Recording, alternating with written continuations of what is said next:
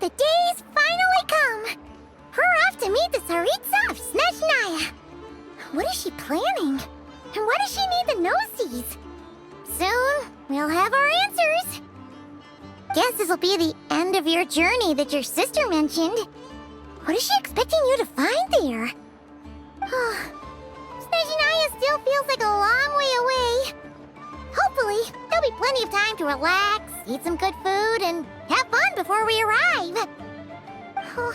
But whenever Paimon gets thinking about how our destination is right around the corner, all these questions come flooding into Paimon's head.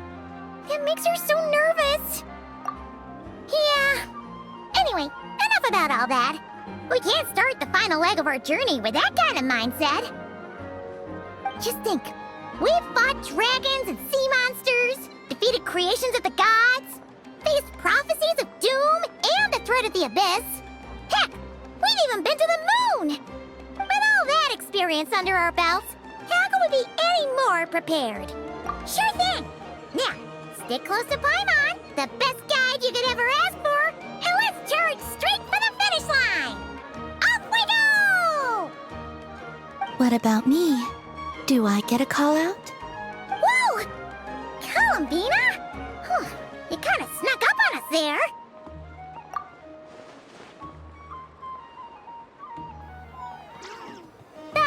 Don't look at Paimon! Paimon didn't sell you out this time. Oh, so it was you! Alright, guess there's no hiding it now. All your friends have gathered at the flagship to see you off. I invited Sandrone too, but she said she had to go back to Snezhnaya. She must be busy. She had some nasty things to say about you before leaving. Would you like to hear them? She hasn't changed a bit. Alright, let's hear it.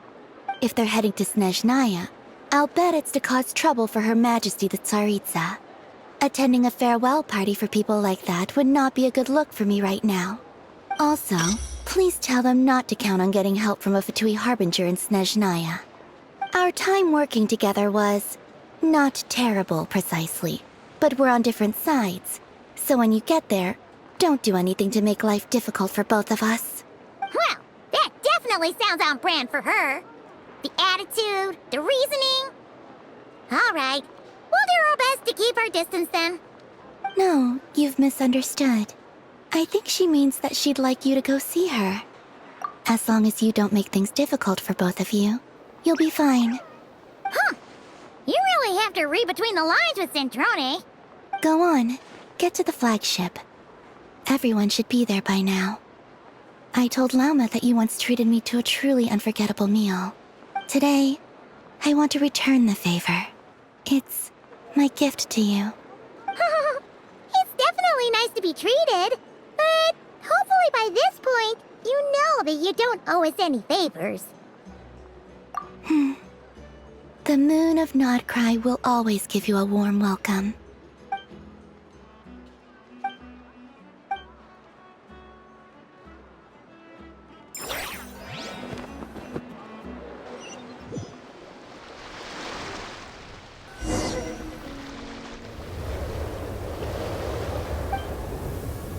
Wow! Pure white as far as the eye can see! It's so pretty! Come on, keep up!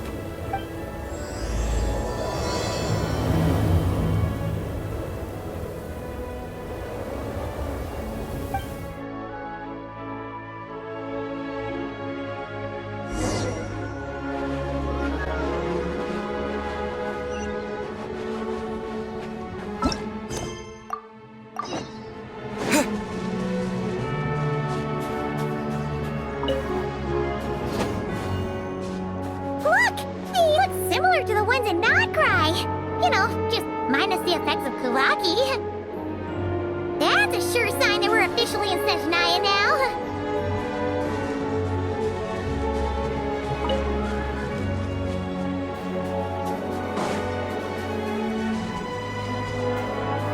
There's gotta be a treasure chest around here somewhere. No adventure is complete without a chest or two. Wow!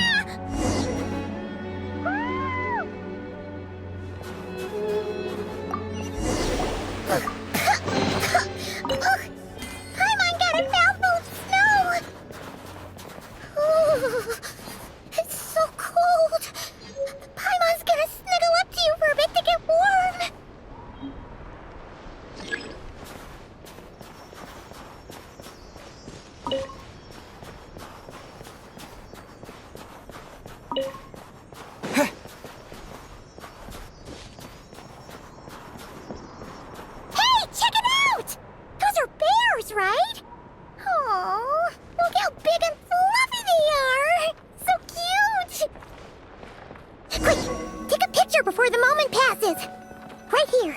If we get any closer, we might scare them away.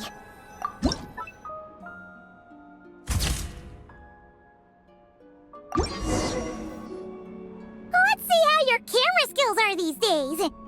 Oh, wait a sec. Paimon sees something! Come on, quick! It looks like a train carriage!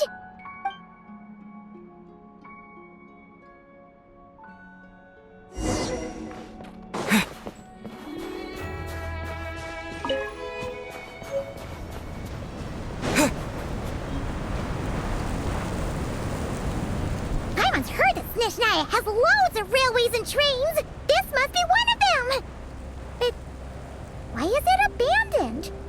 Ooh, it's still so cold. Ooh, I don't know.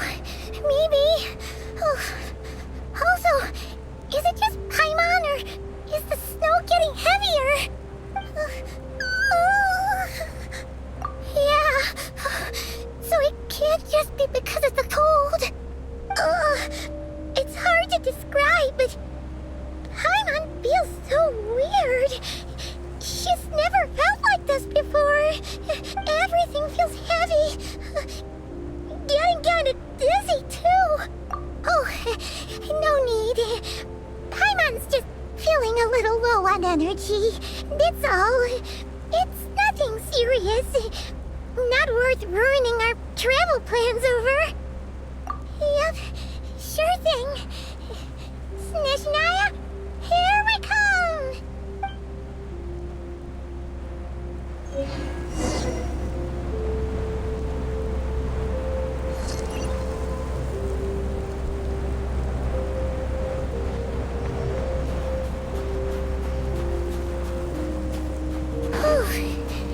Seems like the snowstorm is getting worse by the minute. Paimon can barely fly.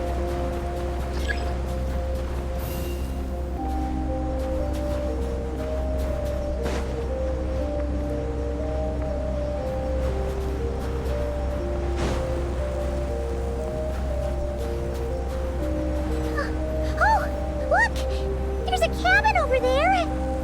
Phew. Let's get out of this storm.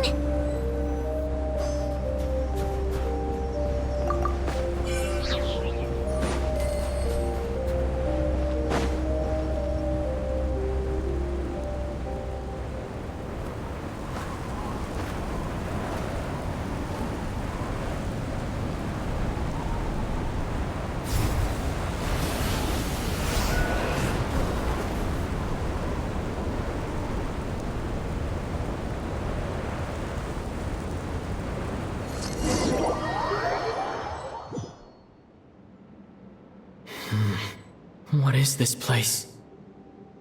Where's Paimon? I need to find her fast!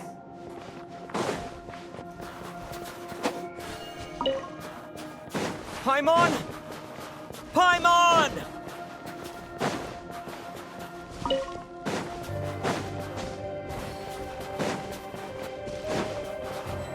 That's strange.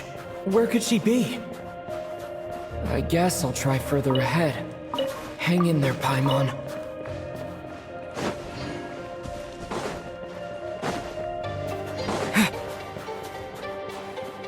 Is that a train carriage? Maybe I can get up from the inside.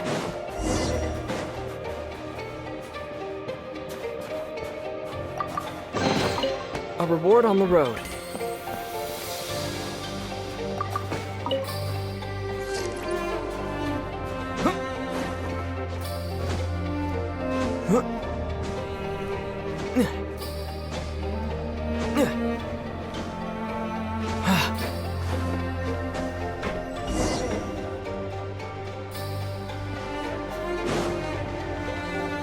It says here, Kresnik's torch, civilian model.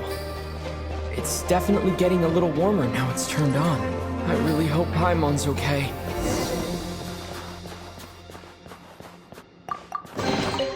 I'll keep this close. What was that strange sound? I can't tell if... Paimon? Paimon, is that you?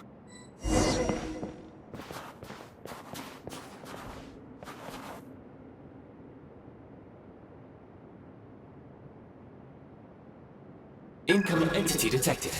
Authorization granted. Initiating original. Hello, Descender, who's reached the eve of tomorrow. Eye of Grey at your service. Time since last activation. Time measurement unavailable due to the influence of... Anyway, it must have been a very long time. I was born to fulfill a mission. To reach tomorrow. To this end, I must... Strange. What was it? Wait, my body? Huh? Why is my body like this? Apologies. After a long period of inactivity, it appears that a lot of data has been lost. Anyway, I was created so that humanity could reach tomorrow. But I am unable to load further details at this moment. Nevertheless, serving humanity remains my primary objective. I have detected a drop in your surface body temperature. You cannot remain active in this state for much longer.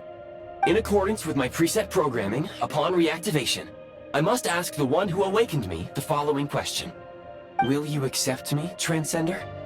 I will assist you, protect you, and fulfill my mission until we reach tomorrow.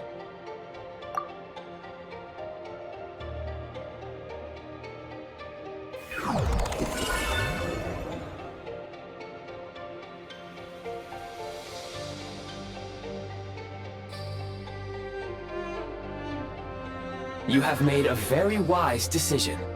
Now, I detected that you called out a name earlier. Presumably that of your missing companion? The name was Paimon. After helping you get out of here, I will search for a match in the nearby area and pinpoint their location. Merely the tip of the iceberg. Now that we have reached an accord, you will be my new user. May I ask your name? Very well. I will remember this name until the mission is complete. I need to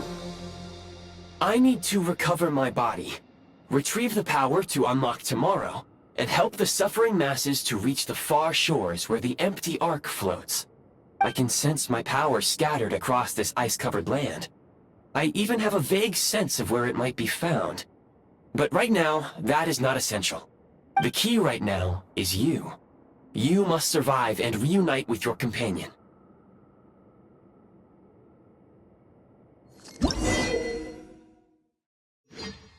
You may now execute the command, Demolish. Use it to remove the Prime Ice blocking the path. Prime Ice unit count has been updated.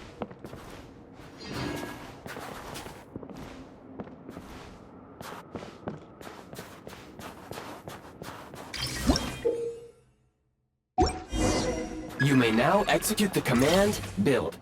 Use it to create a Prime Ice construct to prop up the door.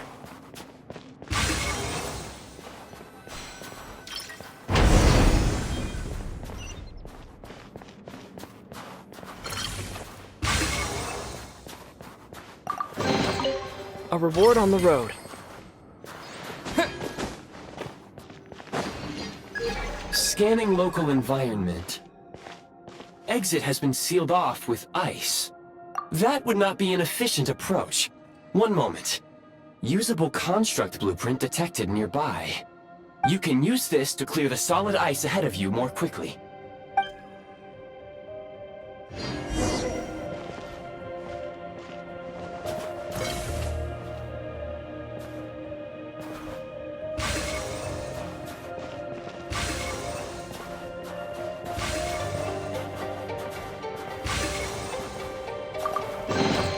I'll keep this close.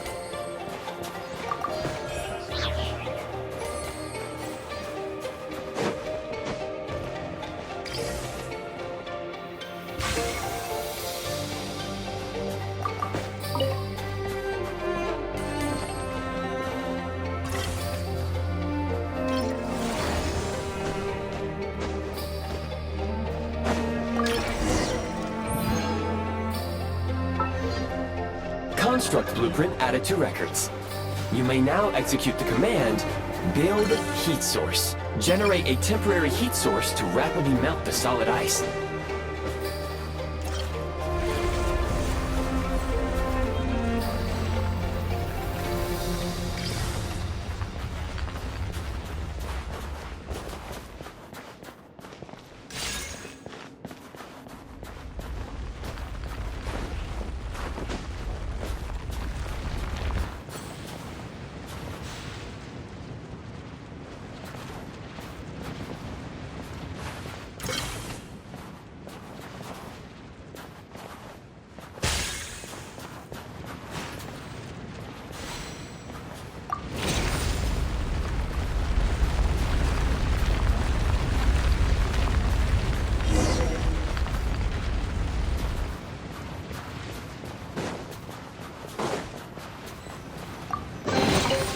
I'll keep this close.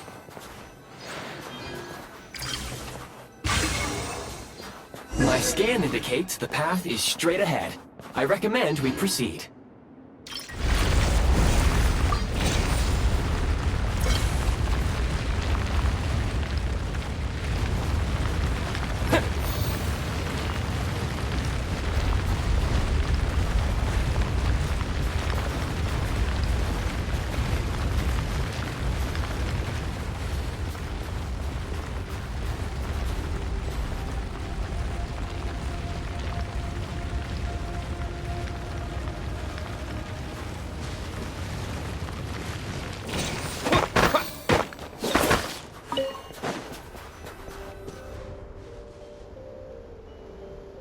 Kresnik Crystal located. Please collect at your earliest convenience. The recent construct you built provides highly efficient heating by utilizing the unique properties of Kresnik Crystal. Unfortunately, prime ice constructs have a very short lifespan and cannot be stabilized during the development period. Hence, the authorization to use Kresnik Crystal was granted. That said, I have already forgotten what warmth feels like. Yes. Perhaps then, we can warm ourselves by the fireside together. But for now, all you need to remember is this. If you collect Kresnik Crystal, I can extract the energy within and use it to maintain your body's surface temperature.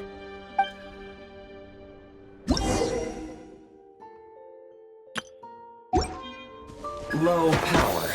Please use Kresnik Crystal to replenish energy reserves. Signs of physiological activity detected in the distance. It is highly likely to be your travel companion, Paimon. Go. Go now. Be reunited and sing together. May all the people be united as one. May all of life rejoice in unison. Approaching the target location. Scanning for signs of life. Life forms detected. 2. Affirmative. However, that is not the reason for my confusion. According to my database, this location is a train station, meaning the number of life forms is unusually low. Real-time environmental data suggests that the train station may no longer be in use. But whatever the situation, please exercise caution.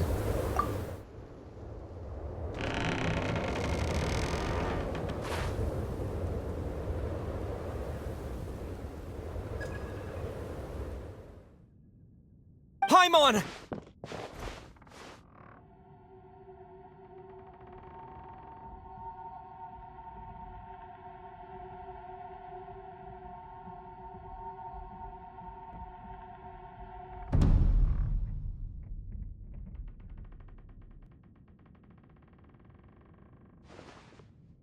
Who are you? Don't worry. She's only sleeping. You must be the Traveler. She called your name repeatedly while attempting to battle her way through the blizzard. Newcomers to Snezhnaya struggle to adapt to the sheer cold at the best of times. Lately, even the locals are suffering, with a powerful monster having summoned a bitter snowstorm. You two must be very important to one another. You should take more care not to get separated. Your eyes.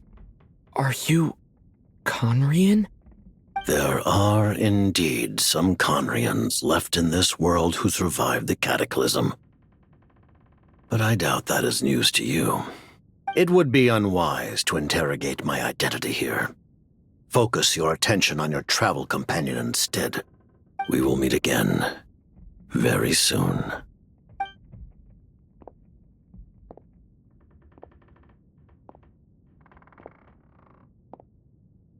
The unidentified subject has now left the area.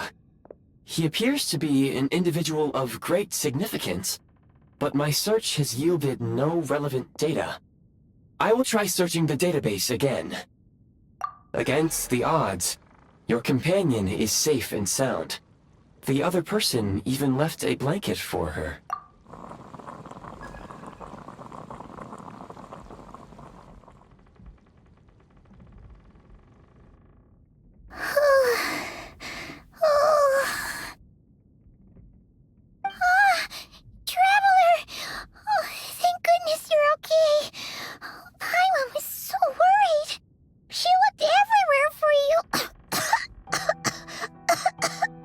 It's okay. Take it easy. Are you feeling alright? Pretty much the same as when we first got to Snezhnaya. Paimon must have caught a cold. She was feeling so faint. She just couldn't keep going any longer. So she had to lie down and sleep it off. Wait, where did the jester go? Yep, the director of the Fatui. The Jester Piero. So, you met him? The Jester must know everything about the Tsaritsa's plans. But there's no way he'd tell me just like that. We might well have ended up clashing. Well, he was right about one thing. Right now, the most important thing for me is to take care of Paimon while she's unwell. He had no intention of explaining his motives, and he left in something of a hurry. Hey! What the? Who is that? It looks like half a pair of goggles. How amazing! A self-aware, talking pair of goggles. Snezhnaya was once the land of the Fae. There are many ancient creations here that I'm sure would broaden your mind further still. Mind you, my database is also expanding as we speak. You must be a rare creature yourself. Oh, wow! Well, thank you so much. You've earned yourself some of Paimon's favorite candy. Oh, but by the looks of it, you probably can't eat that, can you? Goodwill detected. Instead of candy, perhaps I can suggest my preferred strategy. Please clean me regularly to keep me operating at peak efficiency. Oh, that makes sense. Every pair of goggles needs wiping clean once in a while. Sure thing, mister. Anyway, back to the Jester for a second. Paimon's still confused about something. When he first showed up, he already knew Paimon's name. And he acted like he expected Paimon to know who he was, too. Paimon could tell that he was Conrigan from his eyes. And he definitely seemed like someone pretty important. But beyond that, Paimon didn't know anything about him. It was only later, after he rescued Paimon from the snow, that he properly introduced himself. That's the only reason Paimon knows he was the Jester. Oh, seems unlikely. He ran into the snow following the sound of Paimon's voice, with a really anxious expression on his face. He didn't act like someone who knew she would be here in advance. And after bringing Paimon here, he just stared out at the snow.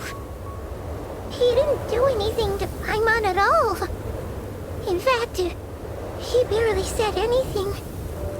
Wouldn't even answer any of Paimon's questions either.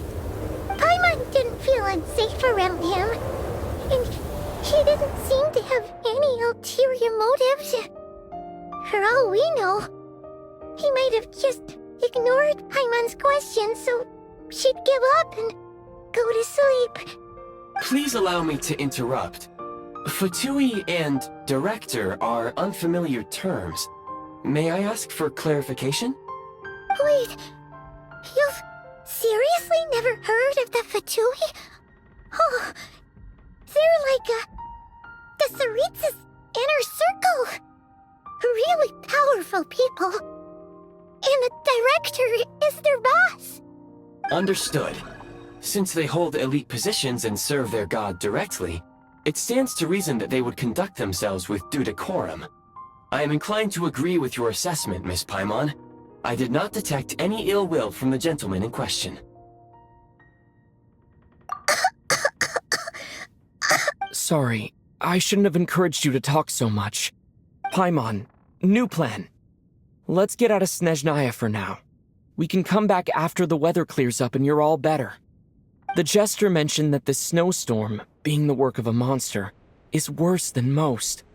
Even if we made it to Snezhnegrad, we'd still have to wait out the storm before we could do any exploring. Oh, well, it's really nice of you to look out for Paimon, but she doesn't want to hold you back. We were really psyched up for this journey when we first set off. Just think of all the burning questions we have. If we turn back now, who knows how long it'll take before we finally get answers. Further information is required regarding the monster situation. But objectively speaking, there is another, more pressing issue at hand. At this point, we have traveled a significant distance into the blizzard. Were we to turn back now, the road would be extremely treacherous, especially since we would need to travel on foot. If, however, we continue onward, there may be a better solution. Do you remember what I said as we neared this location? I told you that this is a train station. While it has evidently fallen into disuse for unknown reasons, the tracks remain intact. We can break through the blizzard and forge ahead by driving a train. That is the Snezhnayan way. There is a small town up ahead, which would be the perfect place for Miss Paimon to rest and recover. Paimon thinks Goggles here makes a great point. Let's do that. Oh, come on. Don't worry. Think of all the traveling we've done so far. When has Paimon ever gotten sick before? Practically never. 'Cause she's in great shape. Sure, she's a little tired right now, but it's sure to clear up on its own. Affirmative. Should you ever need my assistance during your future adventures, please call for the Eye of Grey whenever you wish. Otherwise, I will remain silent to avoid causing any unnecessary distraction. Now, please follow me to the train tracks.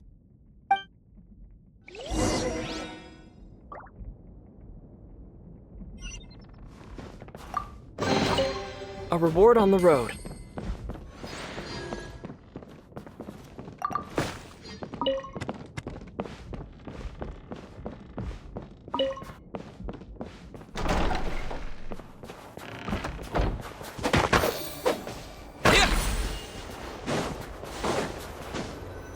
Please confirm when you are ready to depart.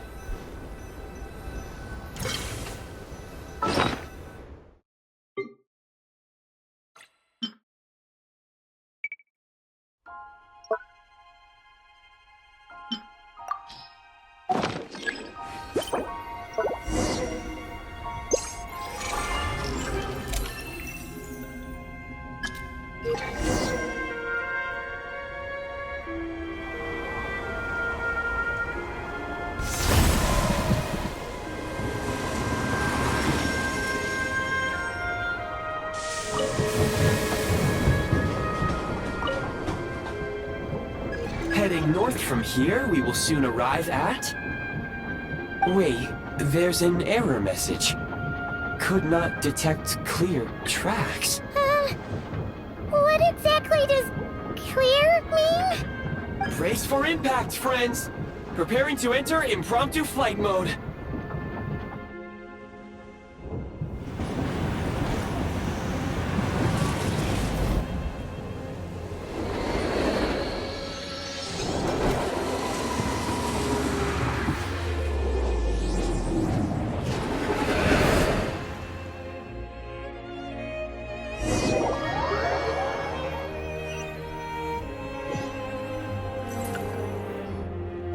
How strange. Not only was the station's status different from my records, but even the railroads and the terrain itself have changed substantially. Yeah. Thanks to your quick reflexes. My sincere apologies for putting you in danger. I'm afraid I'm as confused by all this as you are. Agreed. This is likely a consequence of outdated railroad data. The discrepancies between the old data and present reality are far greater than I anticipated. Fortunately, Our crash landing has at least brought us much closer to the town. According to the data, anyway. Your data had better be right this time. I can assure you, it certainly is. Please look this way, and you will see a Kresnik's torch. It seems our ill-fated train ride was a blessing in disguise. We have taken the shortest possible route. Rest assured that I will take user preferences into account next time I plan a route. Next time, I will get it right.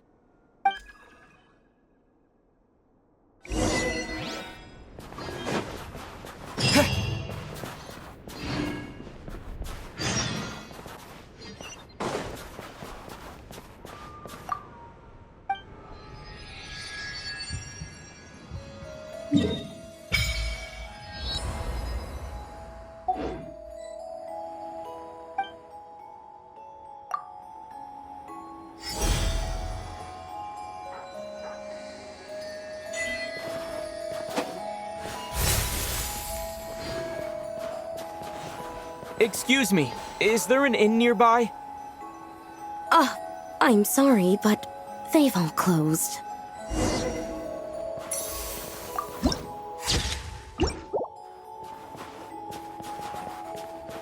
Cryostorm! Sorry to interrupt. We're looking for a place to stay.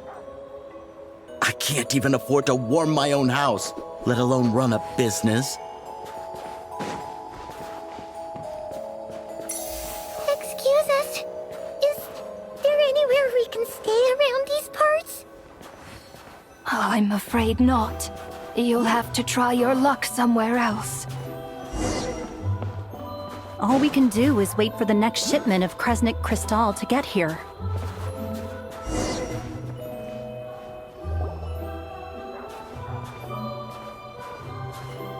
Hi there. Do you know if there are any inns still taking guests in this town? Doubt it. They're probably all closed. No one has enough Kresnik Crystal to heat their own homes, let alone a business. Oh, what a bummer. I clocked you a while back. You adventurers or something? We don't get many tourists in inland Snezhnaya these days. Why is that? Because of the snowstorm? In part. But the bigger reason's Project Stuzha. Since it's Her Majesty's will, we have to put up with it whether we like it or not. Oh, sorry. I assumed it was common knowledge by now. Basically, the Tsaritsa is planning something big. Something that requires an enormous amount of energy. Even if they used all the surplus Kresnik Crystal in Snezhnaya, it still wouldn't be enough to meet demand. So, the Vetcha passed a resolution requiring all factories and households to reduce their energy consumption. The policy has thus been charmingly named Project Stuzha, meaning bitter cold. Bitter cold? So, like, it's gonna be a cold winter, folks? You're all gonna have to find a way to get through it? That kind of idea? Pretty much. When you're broke, you scrimp and save. When it's cold, you huddle together for warmth. There's always a way to stretch things out to make ends meet. Trouble is, if you stretch someone out like an elastic band for too long, who knows if they can ever bounce back. You know what? Come with me and see for yourself.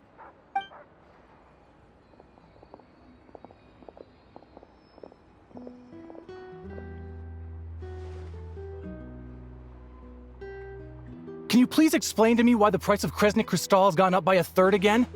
Even as our purchase quota has gone down. You only come here twice a month. This won't even last us a week. The supply and pricing of Kresnik Crystal are based on current production volumes and price data. We Fatui are only responsible for delivery and security. I'm not in a position to explain to you how the figures are calculated, but I assure you, they are as fair and reasonable as possible. Oh, so our lives mean nothing to you? How can you expect anyone to survive a single night in this weather without heating?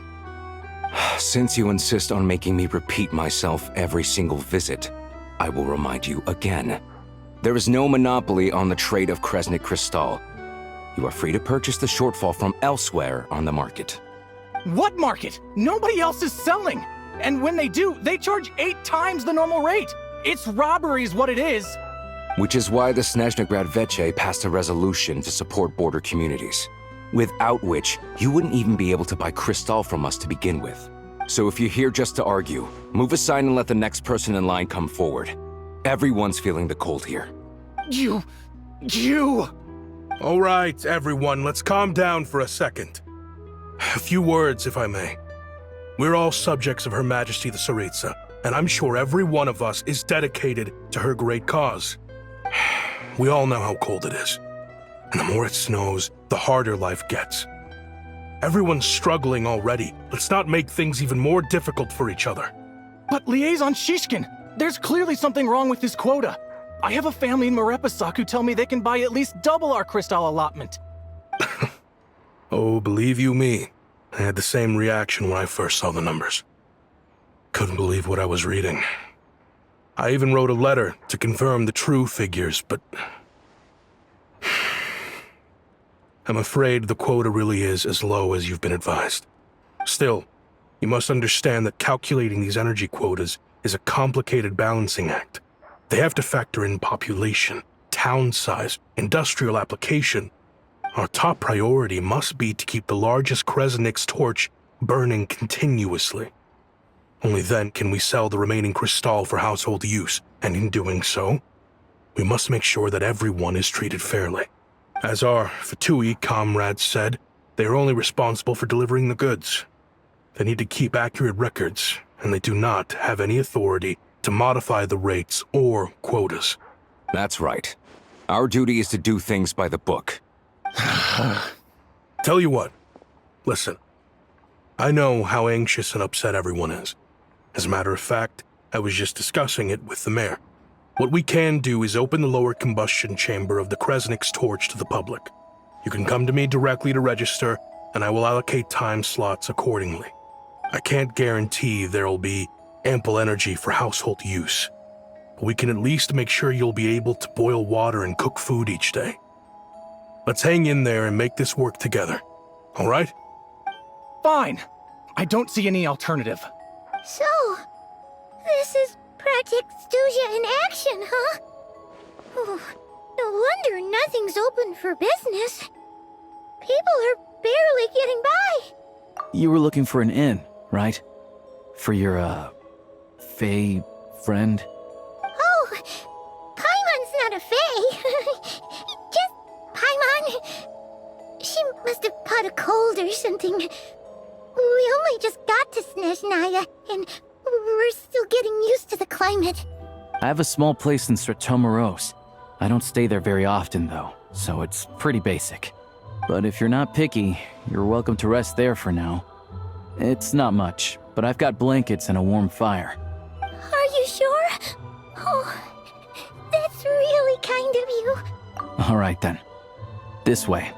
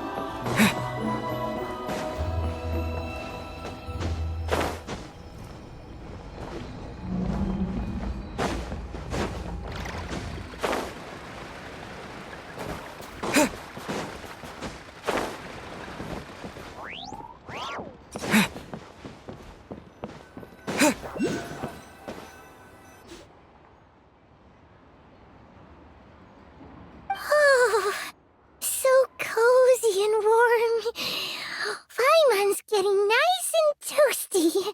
Oh, wait. Paimon only introduced herself so far, didn't she? This is Paimon's best friend, the Traveler. Good to meet you. I'm Alosha. Most travelers find the Snezhnayan climate to be a shock to the system at first. But as long as you keep yourself warm, you should be fine. Still, you should keep an eye on your condition. When people are too quick to dismiss a cold, it can easily end up turning into something more serious. Don't say that! Paimon's too young for chronic health issues. They aren't in town right now, and they won't be back anytime soon. The train station has been closed ever since these power shortages began. I do a lot of hunting, so I spend most of my time exposed to the elements. But even the animals wouldn't survive long in a storm like this, let alone a hunter. Nothing to do but sit tight in town until the weather improves. I get that you're in a hurry, but even if the station were open, that doesn't mean there'd be any trains. We could end up stuck here for a long time, I'm afraid. What? Your own train? Wait, hold on. That train? The one that suddenly fell out of the sky and crash-landed on the ice? Oh, we got lucky and found it in a cave. Oh, then our luck ran out and we had a little accident. Pretty crazy for a random find in the mountains. Well, as long as your train's good to roll, you might get to Snezhnegrad after all. I've been doing some digging recently. Turns out, the real reason for the current energy crisis in Stratomaros is that some of the supply is being seized for a private stockpile. But to expose what's going on, I need to catch them in the act. So, I'm heading off to catch a rabbit. Huh? Wait, a rabbit stole the crystal? It's a figure of speech. Real rabbits couldn't pull this off. They'd prefer carrots to Kresnik Crystal anyway. Shishkin, Mr. Positive Attitude, let's all get along now, shall we? Him? Really? Paimon never would have guessed. Huh? You're coming with? Oh, okay then. Just give Paimon a second to get ready. All right. Guess there's no point pushing myself. Paimon will stay here and hold the fort then. Be careful, you two. Oh yeah, there's one more introduction to do. Tagarin, get in here. Oh, a doggy. Oh, angry doggy. Oh, Tagarin doesn't like being petted then. He likes to think he's above that kind of thing. He's my hunting partner, so he'll be joining us when we head out. Carrots aside, we'll need to stay completely undetected. We can't risk spooking our rabbit, or there's no telling which burrow he'll scurry back into. First, we need to find a way into the train station and see if we can find any real freight data. Shishkin's figures can't be trusted. Then, we get Tagarin to catch a scent and find out which way the crystal went. What are you eating? Oh, check it out! When you're all out of carrots, try jerky! Good doggy, good doggy. A fellow dog lover, huh? Yup. And rabbit lover. Carrots are great too, you know. Good to know. Eat up, Tagarin. We got a lot of work to do.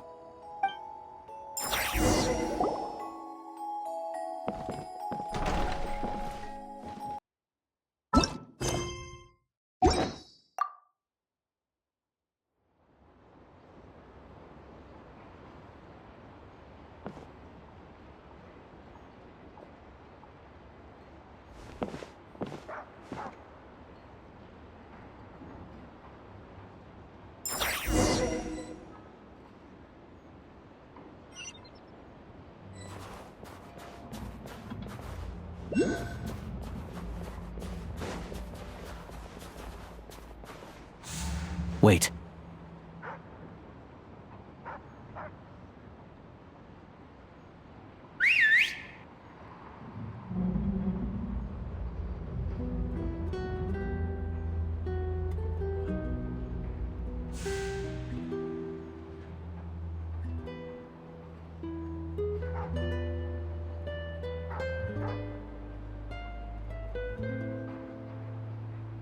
Nice work, Tagarin. Come on, we'll go around.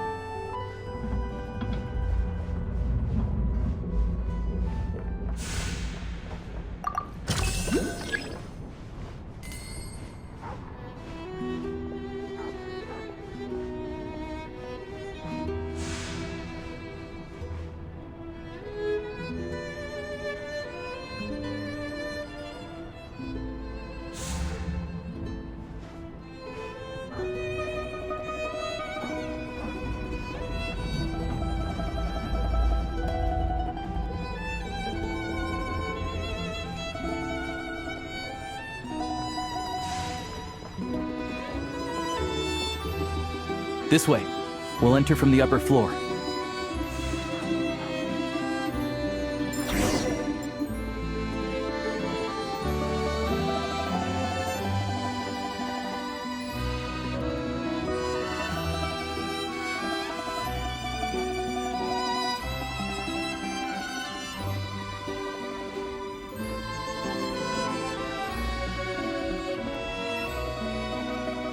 There we go. A freight list. Straight from the Fatui. So Shishkin won't have had the chance to doctor the figures. Looks as new as the day it was printed. I guess no one bothers reading these unless they have ulterior motives. Yeah, this is all we need. Come on, let's get out of here. Then go track down the Crystal. Tugarin's a keen hunter, and catching rabbits is his specialty.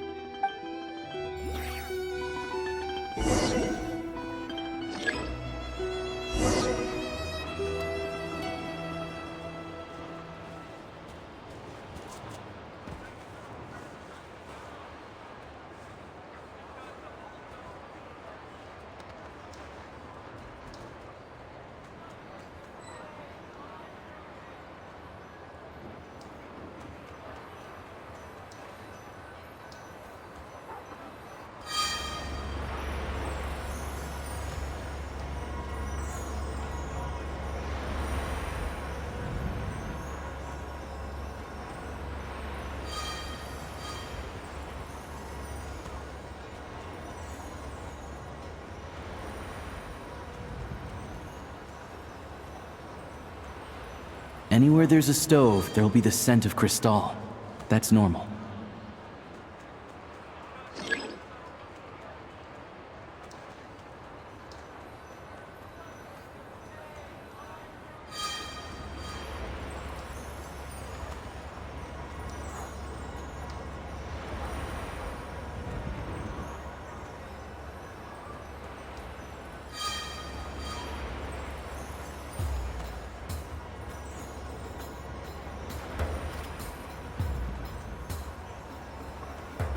But if he picks up the scent of Crystal somewhere and there's no stove around, that's how we know something's up.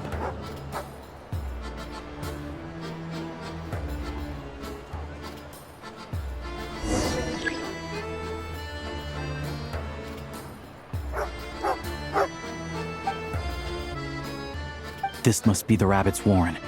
Good job, boy. Sure enough, there's a tunnel. You stay here and keep watch. I'm gonna take a look inside.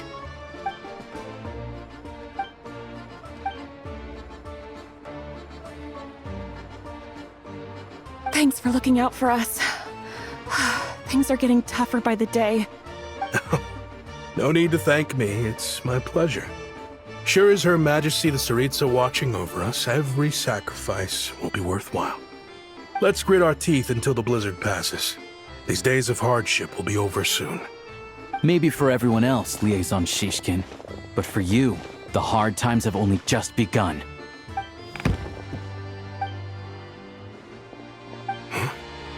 Who are you?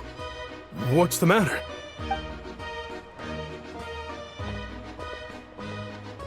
I just had a question for you. Why, when times are as tough as this, would someone hoard more Kresnik Crystal than they could ever use? All the crates here are from the most recent shipment, but they weren't brought here for sale. Instead, they were secretly stashed away. Would you be able to shed any light on the situation, Mr. Shishkin? Me? Why, I have no idea. But look at how much there is. It's quite a godsend. Now there will be plenty to go around. This godsend was found in a cellar adjacent to your residence following a tip from Mr. Alosha. And this is only a fraction of what we found down there. We're still taking a full inventory. The official figures will be finalized shortly. I've always been grateful for your efforts to mediate between us and the townspeople of Sretomaros. But now, Mr. Shishkin, it appears you were the source of the conflict all along. How could you do this to us? We trusted you to have our backs. You've been lying to us this whole time? Hey, I owe you all an apology. I'm sorry. I'm so very sorry. This isn't who I am. Please believe me, this was a one-time mistake that I will never repeat. We all know how difficult life has been since Project Stuja came into force. Energy is an increasingly scarce resource. People everywhere are getting desperate. But some places have been hit harder than others. I grew up in Alatir, a small village with no train station. Deliveries of Kresnik Crystal have ceased there entirely. If nothing is done, they're all going to freeze to death. You know as well as I do how downright impossible it is to buy Crystal these days. The thought of my poor mother and father, with no one to help them, I felt so afraid. I watched as energy grew scarcer by the week, all the while knowing that their lives were at risk. Then one day, I looked at the Crystal shipment in front of me, and a terrible, selfish thought entered my mind. Looks like I'm just not cut out to be a criminal. I'm so sorry. Once the Fatui have finished their count, you'll see that the numbers match their waybill.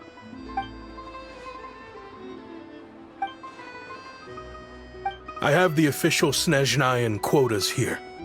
Anyone who has already purchased energy, please make your way over here to correct your transactions. I'll make a batch purchase of Crystal worth 3 months' salary for you all to use free of charge. As for Alatir, I'll think of something else. You don't have to go that far.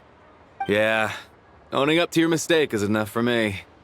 You've done plenty of good for the community in the past. I'm not looking for a handout. Drop the act. You claim this was a one-time mistake, but the real reason there's only 1 shipment's worth of stolen Crystal in your basement is that you have an accomplice. Reporting in, sir. We've conducted a full search of the mayor's house. As expected, we found many crates full of Crystal, half of which were still in their original shipping containers. This wasn't your first time at all. You've been colluding with the mayor of Stratomeros for a long time now. The train station's currently out of service, but it does open for a short window every time there's an energy delivery. And every time a train pulls in, you're there on site to take inventory and oversee the workers unloading the cargo. The mayor handpicks said workers. Per his instructions, they transport the Crystal by tunnel at night to the mayor's house, and he sells it out of town. But since he can't get the goods out of town by train, he had to arrange an alternative method of transportation. This meant slower sales, which gave me plenty of opportunity to catch him in the act. Wait, the mayor's involved in this too? Preposterous. What proof do you have of any of this? Basic math. I've spent a lot of time lately counting carriages as the snowstorm rages. Counting carriages? What? The energy consumed by a train depends on its total weight. And since energy is a limited resource right now, it's fair to assume that every carriage is packed full. So, if we take the energy required for the Kresnik's torch, add the sales figures you provided, then compare that figure to the train's theoretical cargo capacity, guess what? The numbers never match. It's always off by 1 or 2 carriages worth. This time, you set a new record. 3 carriages missing. You mean to tell me that you sat around outside, counting carriages, in this weather? I'm a hunter. I have 2 options. Hunt or starve. Well, I've heard enough. The evidence speaks for itself. Take Shishkin and the mayor into custody and escort them back to Snezhnagrad.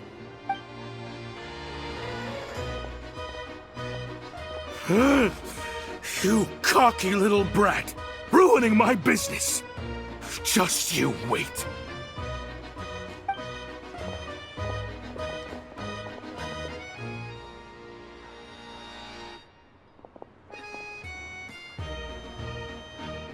Yeah, something felt off, so I just followed my gut. Math isn't my strong suit, though. I'm lucky my dad made me learn enough to get by, but all this number crunching was a million times harder than the aim and fire work I'm used to. Thank you for your assistance. You're a brave lad. Shishkin was quite the cunning criminal, as I'm sure you can tell. He did all of this right under our noses, and we never suspected a thing. A wolf in sheep's clothing.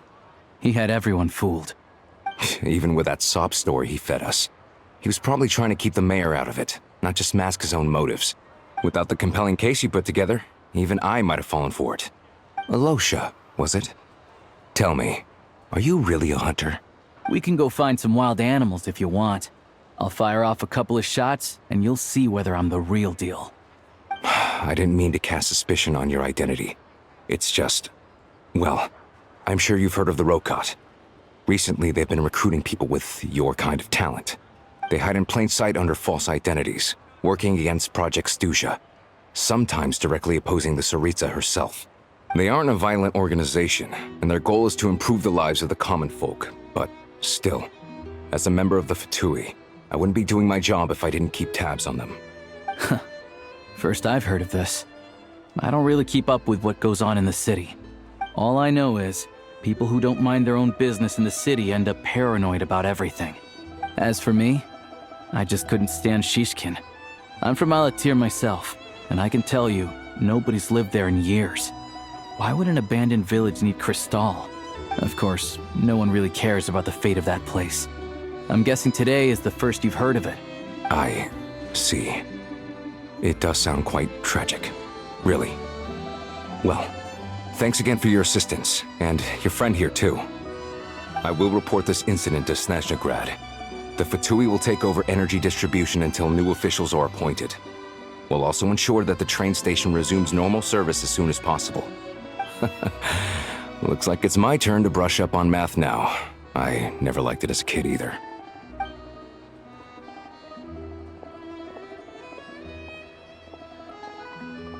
Don't mention it. Isn't the soldier overseeing the delivery supposed to verify the quantity of the goods? Was he just careless? Or was he being paid off too? Who knows? Excuse me. I'll take a share of Kresnik Crystal too. I need to take a detour before we head back.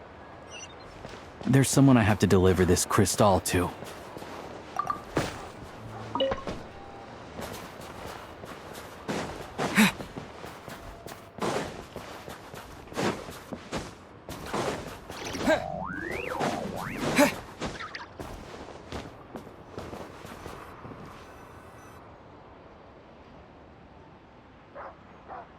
Hang tight for a moment. This old lady, she doesn't really know who's who anymore.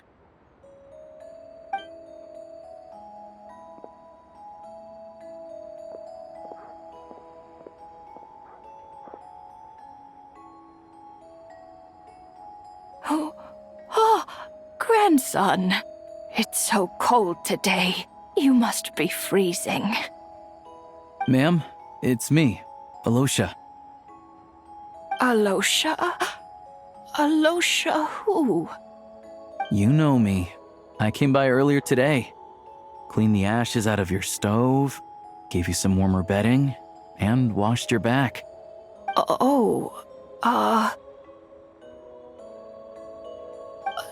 I'm sorry, I don't remember. Now, how often do I get to see my grandson? Come on, take a seat and relax while I fix you something to eat. It's okay. You just rest. I'm fine. Oh, you. It's nice to come and visit your old granny once in a while, isn't it? Sretomaros, a good town. All sorts of things to do and people to meet. And the local officials are good to us. Sit down, come on, take a seat. I still have some fruit left. Let me get it for you. Please, don't get up on my account. You need to rest. Where's the fruit? Right under the basket by the door. Or maybe it was on the bedside cabinet.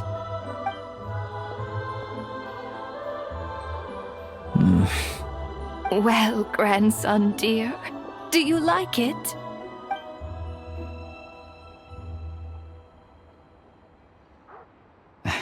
Very much, ma'am.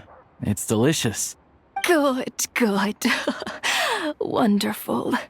You don't need to save any more for me next time, alright? Fresh fruit is hard to come by at the moment. You should eat it as soon as you get it. Oh, I don't need it. I'm fine. But if you like it, come back for some more soon.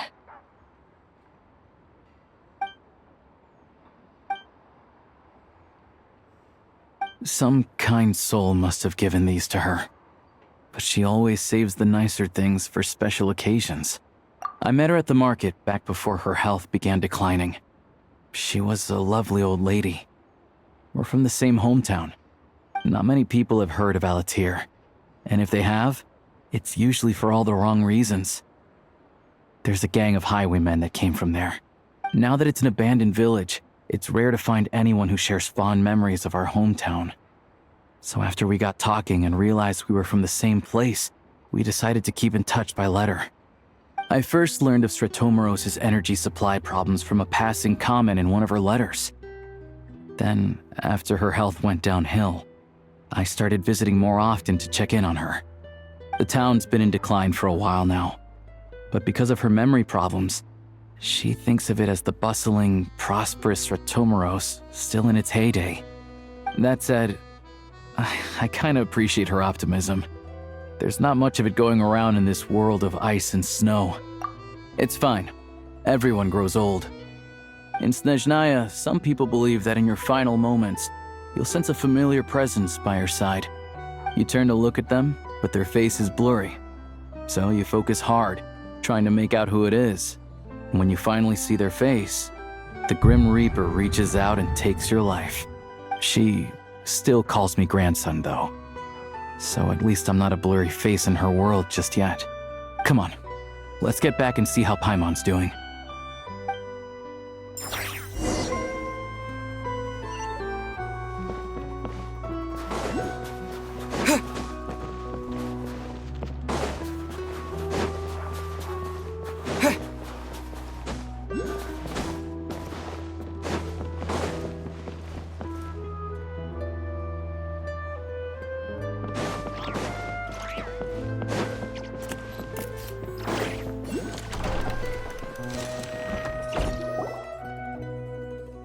Paimon, we're back.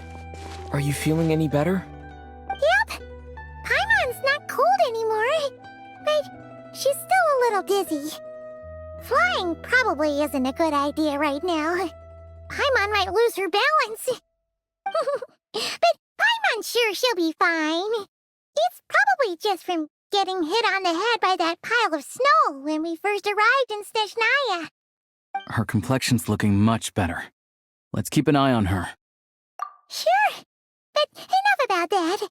How did everything go on your end? Are you all set? Did you have any trouble? I'll explain. It's a bit of a long story.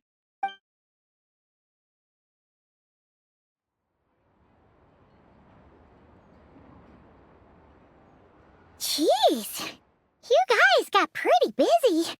Sounds like the liaison officer and the mayor were running quite an operation. Good riddance to both of them. It's a good thing you managed to catch them. So, you said the train station will open again soon, right? And everyone has enough crystal now? Yeah. Well, enough to survive at least. Project Stuja isn't going away anytime soon. People will still have to scrimp and save to make ends meet. Don't know. The goal of Project Stuja is to gather energy for the Tsaritsa, but no one knows where that energy's going. It's never been made public. The thing is, we were told that the project would only last for 6 months, but time and time again, they keep extending it. Extending it? Does that mean the Tsaritsa's plan isn't going very smoothly? That's what everyone suspects. In principle, any proposed extension needs to pass by majority vote in the Snezhna Grad Veche. But even though opposition has been growing, any detractors end up caving in to political pressure from the rooster, Pulcinella. He's the chair of the Snezhna Grad Veche and a key figure in the voting process. He has the backing of many powerful and influential people. How come the Fatui are picking on ordinary people even here in Snezhnaya? I don't see it like that. Fundamentally, the Fatui will always think and act in the Tsaritsa's interests. But that doesn't mean they don't care about the plight of the common folk. The only reason Sratomoro still receives Crystal shipments is because of a relief proposal put forward by the Rooster himself. Then there's the Fatui soldiers providing support in every corner of the nation. Even the Northland Bank provided some mora for disaster relief, and they're as conservative and indifferent as they come. It's just that the rich and powerful in their fancy palaces live in a completely different world from us. There's always gonna be some conflict when those worlds collide. Yeah, well, even though we all believe in Her Majesty the Tsaritsa, there are still many differences of opinion on how best to tackle the big issues of the day. Regular folk don't have an easy way of getting their voices heard in Snezhnegrad, while the rich and powerful are either unwilling or afraid to speak out for all sorts of complicated reasons. The Rokad provides the disaffected with false identities and an outlet to vent their frustrations. Of course, an organization like that exists in a gray area. The moment the Veche think they've crossed a line, there's sure to be a crackdown. But so far, they've been doing their best to help the common folk. Like us, don't you mean? You didn't hesitate to join in. You're not new to this, I can tell. That's because we're adventurers. It's our job to help people out with commissions and get to the bottom of things. Sounds like we're going to get along. So, what's your business in Snezhnegrad? Aside from taking your friend to see a doctor, of course. I want to meet the Tsaritsa. It's complicated. I've had run-ins with many of the Harbingers along the way, and I really need to know what the Tsaritsa is up to. Her ultimate goal, what the Gnosis mean in all of this. Since I've made it this far in my journey, I have to find the truth, whatever it takes. Wait, so... No way. Are you who I think you are? Sounds like you've heard of us then. We're getting more famous by the day. I didn't realize I was in the company of giants. Honestly, we're all as curious as you are about what the Tsaritsa's planning, and why it has to involve us freezing to death in the snow. But getting in the same room as her won't be easy. The common folk aren't permitted to meet her at the best of times, and right now, she's probably not even in Snezhnegrad. Word is, she's heading east on a campaign to slay a monster. Yeah, so you've heard of it. A wild, unpredictable monster with the power to summon snowstorms. It also absorbs everything around it into its body, so it's growing constantly. Now, it's so big that the Tsaritsa has deemed it the #1 threat. Luckily, as it grew, it became increasingly less mobile, so it doesn't pose an immediate threat to this town or to Snezhnegrad. I'm sure that Tsaritsa and her personal guard, the Druzhna, won't have any trouble defeating the creature between them. It's just a question of how long it'll take. Suffice to say, you won't be seeing her anytime soon. You'll have to wait until she gets back. Fair. Well, the Fatui will be taking over management of the train station for the time being. Things should be up and running by tomorrow. Once it's open, we can see about getting your train towed to the station. Whoa! That's gotta take a lot of manpower. Are you sure we can talk them into it? The Fatui aren't exactly spotless in this whole mess. Plus, we helped them out. Should be easy enough to negotiate. As far as I know, all the paperwork is dealt with upon manufacture. I've never seen anyone check it, so I wouldn't worry. Having a train makes everything much easier. We'll reach Snezhnegrad in no time. I need to head there myself anyway. Got some game to trade for Mora. I know a good doctor in the city. I'll introduce you when we get there. Oh, thanks so much. Let's get a good night's sleep ahead of our big trip tomorrow.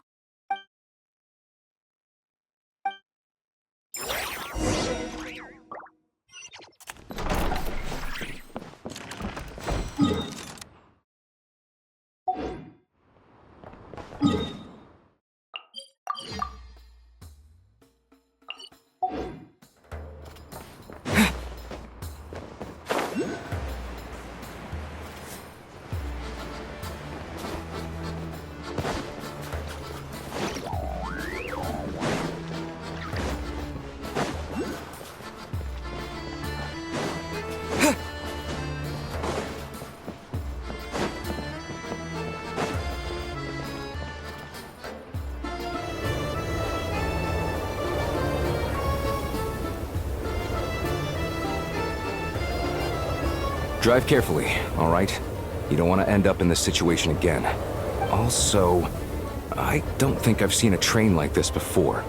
Is it a new model or something? Not a fan of small talk, are you? Anyway, take this. It's an up-to-date map of the Snezhnayan rail network. All the track switching is automated. So, as long as the train's moving, you don't need to worry about collisions or anything. We'll leave you to examine the train's conditions yourselves. Fingers crossed nothing's broken. I doubt Sratomaros has any engineers with experience working on this model. Shouldn't be a problem. Thanks for everything. All right then. Have a safe journey. And make sure to check everything's working before you set off.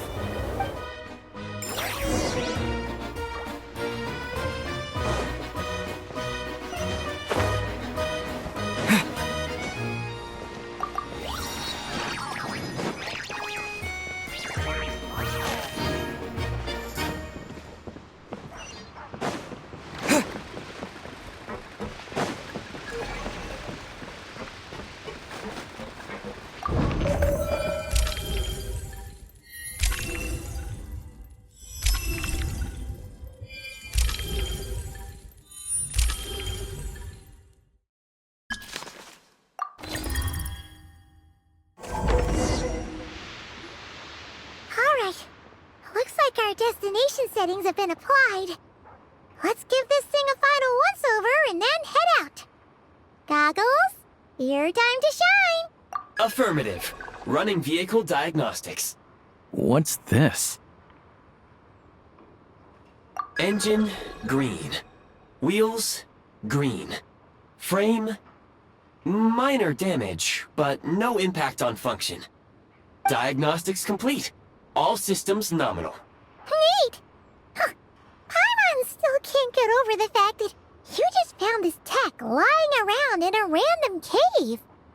I've lived in Snezhnaya my whole life, and I've never heard of an interactive, talking train autopilot.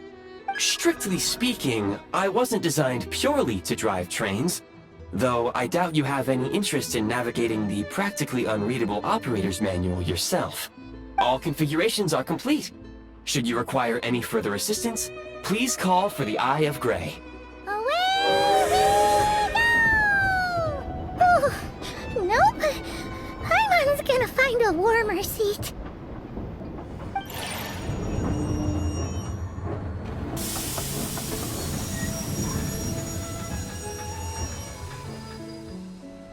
Huh? What's going on?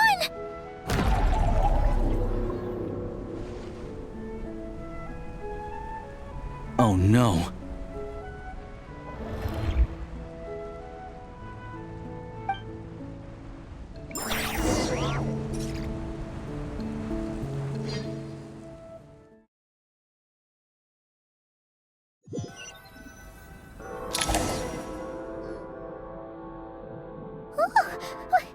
What is this place? Traveler, are you okay? Paimon's still airborne, but it feels like swimming through thick, gloopy water. Ugh, it's horrible. Just our luck. Of all the things that could have gone wrong. Halosha, you're Snezhnayan, right? Any idea what the heck this place is? It's called the Shadow Realm. A place where no wind blows, no light shines, and no elemental energy flows. Even time itself doesn't exist here. It's a world where everything seems to come to a standstill.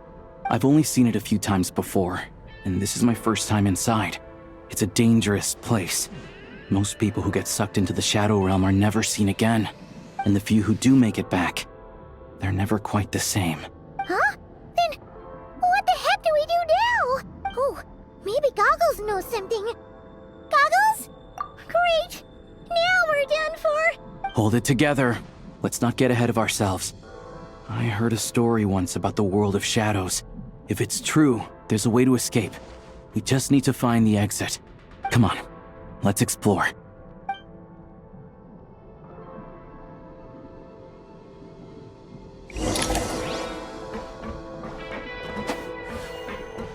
Look at these Fatui! It's like they've lost their minds! Their shadows have been devoured. They're no longer amongst the living.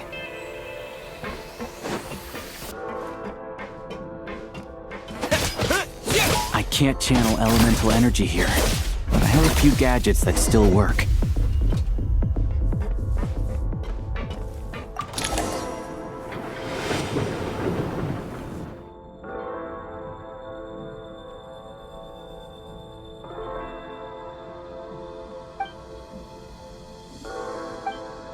Wait! What's that blue thing? Is that... goggles? Guess we'd better find a way over.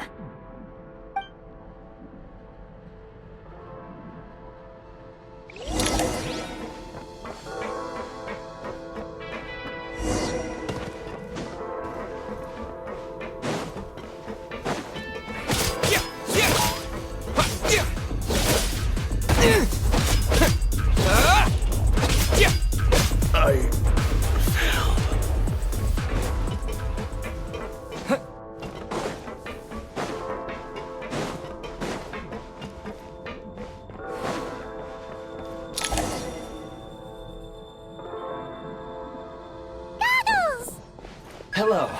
I am glad to see the three of you safe and sound. For now, at least. But things aren't looking too good. Correct. We are now inside what is known as the Shadow Realm, the darkest space in the shell, where even the Most High is loath to cast its gaze. Time and space hold no meaning here. It intersects with the world of the Light Realm only rarely, like an air bubble that rises to the water's surface. We must leave this place before it sinks back down into the depths once more. Sounds like you have a plan. Yes. In fact, the very purpose of my creation was likely to... from the Shadow Realm.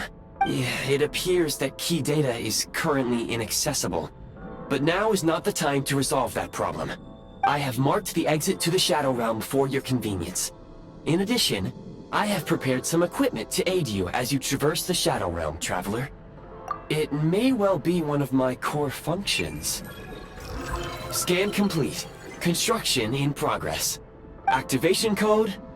We once peered into the past from the ruins of the Shadows. This is what remains of the Golden City, Hyperborea.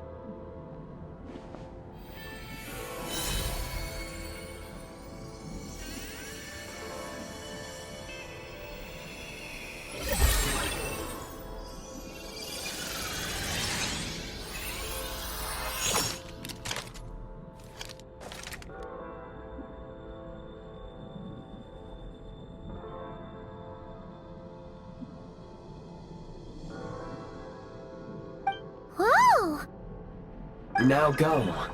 Arm yourselves with weapons of the spirit. Bring down the walls of the stronghold, and extinguish the flaming arrows of the wicked. Is this a gun? In the Shadow Realm, where humans cannot channel the elements, there once was one who, after much research and many attempts, found this to be the most effective means of attack. Let's go. We don't have much time.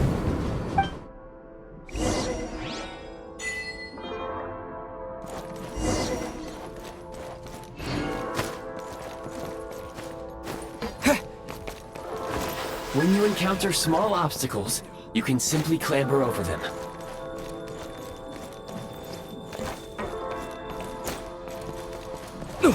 You can slide to navigate through low, narrow tunnels. Obstruction ahead. You may be able to use the since elemental energy is unavailable in the Shadow Realm, and for long-range targets, try using the scope to line up your shot.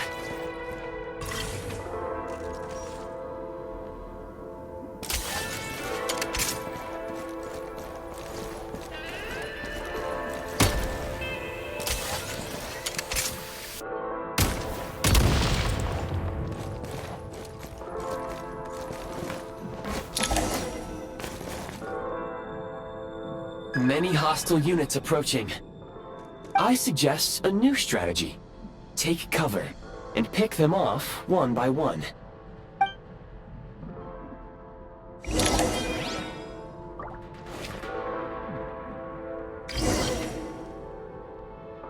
Press the advantage!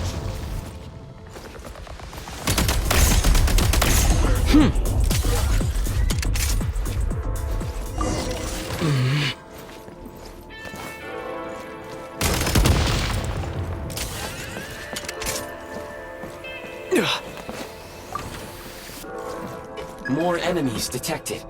Try attacking with the newly unlocked Assault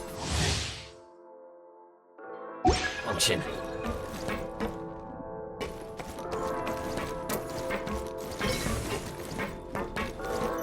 Charge! Defenders have been breached!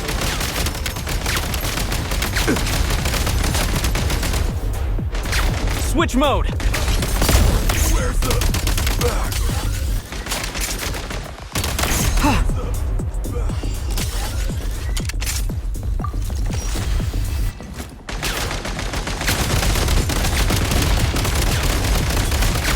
State number 2. Need a refill! It takes much more!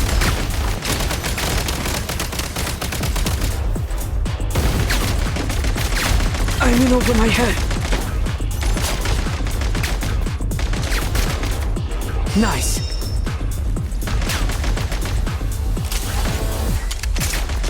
Mind the rhythm!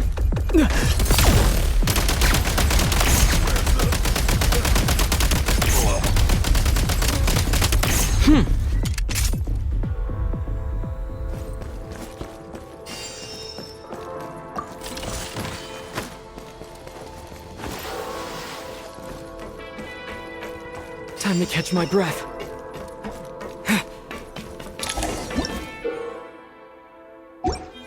Aim at the freeze mark and pull the trigger to move using the rope.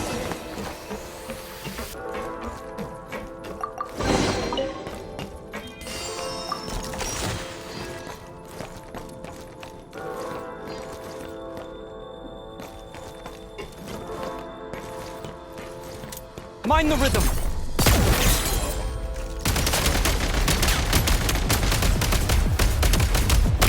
Time to catch my breath.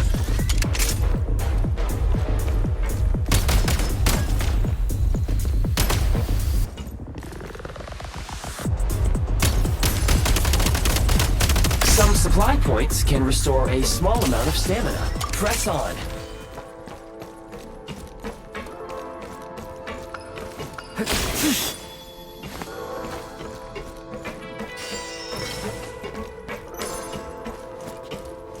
State number 2.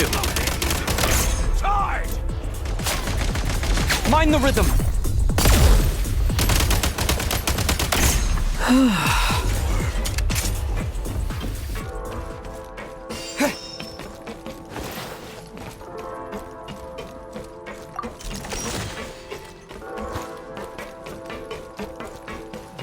You should be able to use the Prime Ice construct left here to cover long distances.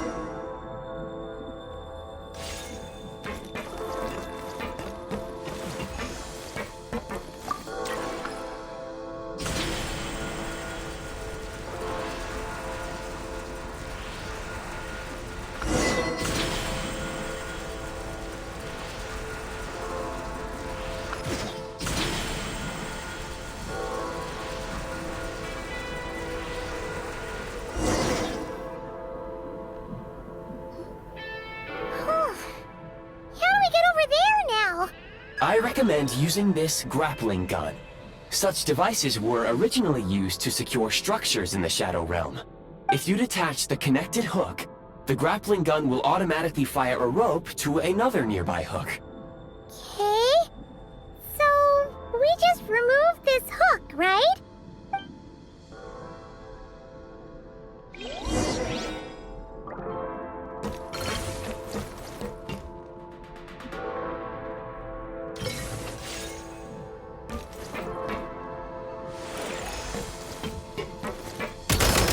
Reload!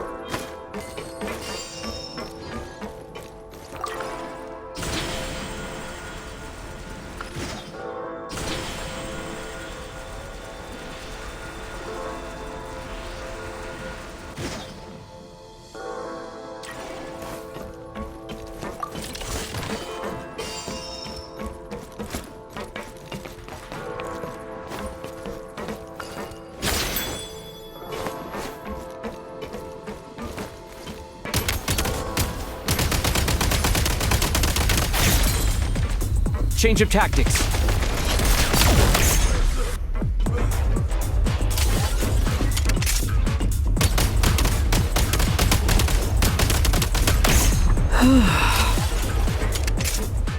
Back in business.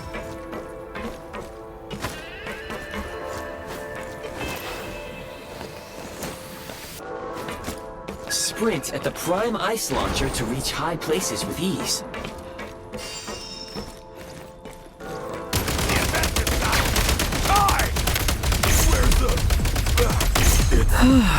Over.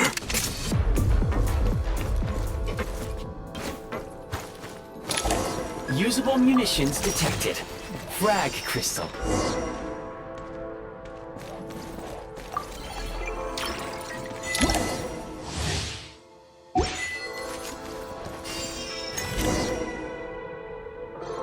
Try this! The advantage! Can't take much more! Where's the... Can't take much. Back in business. Change of tactics. Light him up! Over. Try this!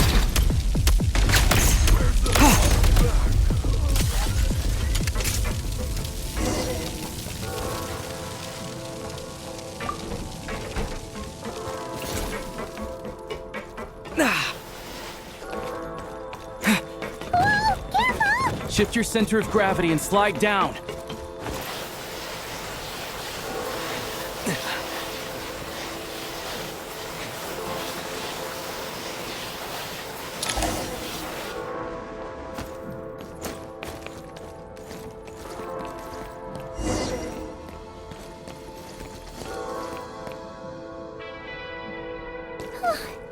How much longer is this gonna take? The exit is right ahead.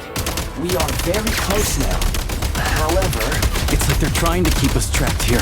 That platform and the carriages are swarming with undead patooey. Guess we gotta storm through.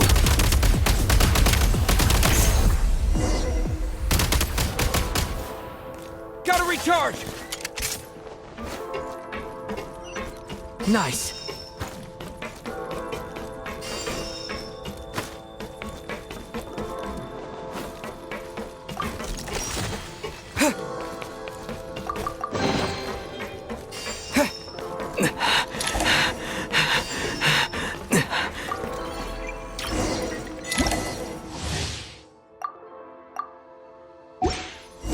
You may find switching to assault mode makes your attacks more effective.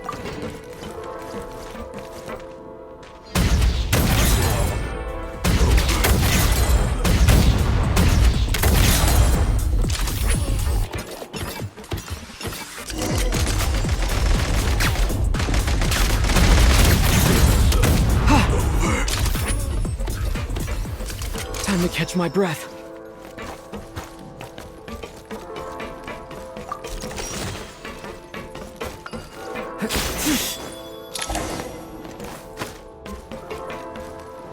Time to catch my breath.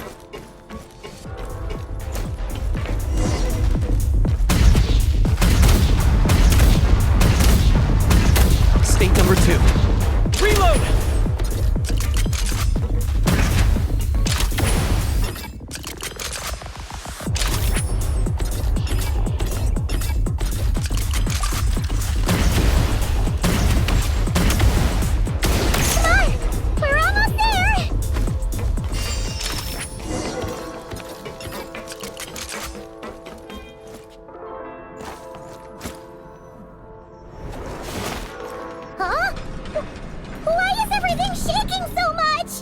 Looks like the Shadow Realm is about to sink back down into the depths.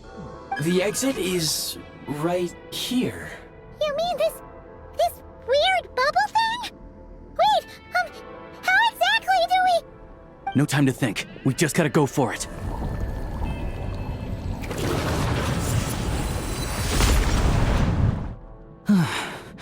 Looks like I was right.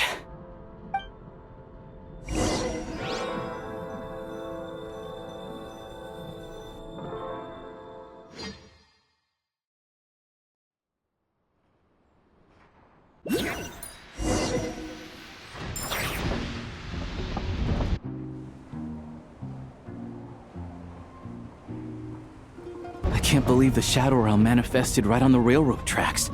It's almost unheard of. Lucky we made it out. All thanks to you and that awesome gun. Ah, so you have heard of the Golden City before?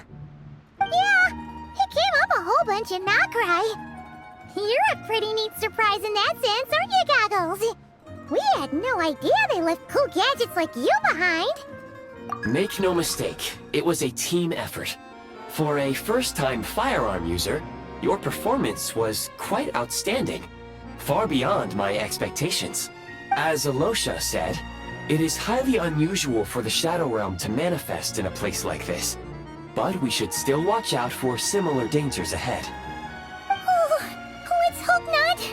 If anything else goes wrong with this trip, Paimon's gonna have train trauma for life. The Shadow Realm can appear anywhere, not just on the railroad. I am simply advising that we take sensible precautions. Now, if you wish to further calibrate and upgrade your firearm, you may do so over there, provided you have the necessary components. Please take a moment to catch your breath while I repair the body of the train. Amongst other things, this will ensure Paimon is a little warmer while on board. Oh, thanks, Goggles. You're a trusty train conductor. Well, maybe trusty isn't quite the right word, considering. Anyway, at least you get the job done. Yes, of course. And just like the Eye of Grey, I am sure it will be a great asset to you in your future adventures. If not the trustiest, then it will at least get the job done. Let's get some fresh air while the Eye of Grey fixes the train. Yeah, sure. Paimon wants to forget all about the Shadow Realm. It was so creepy in there. Stretching our legs might help take our mind off things.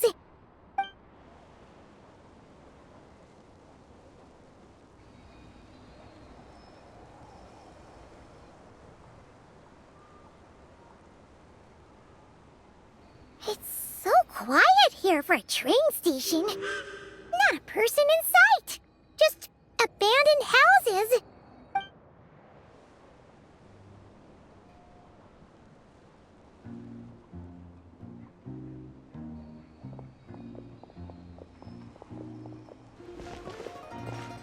Huh? So much for repair? You've swapped our train out for a whole new model! My plan was to restore the train to its original appearance per my records as quickly as possible. Now that the repairs are complete, the train offers optimized performance and a significantly improved trendiness level. Huh. Didn't know trendiness was a parameter. According to my calculations, parameterization is the most effective way for the Eye of Grey to understand trendiness. Hyperborea, huh? I'm sure I've heard of that in a story somewhere. What an incredible little gadget you are.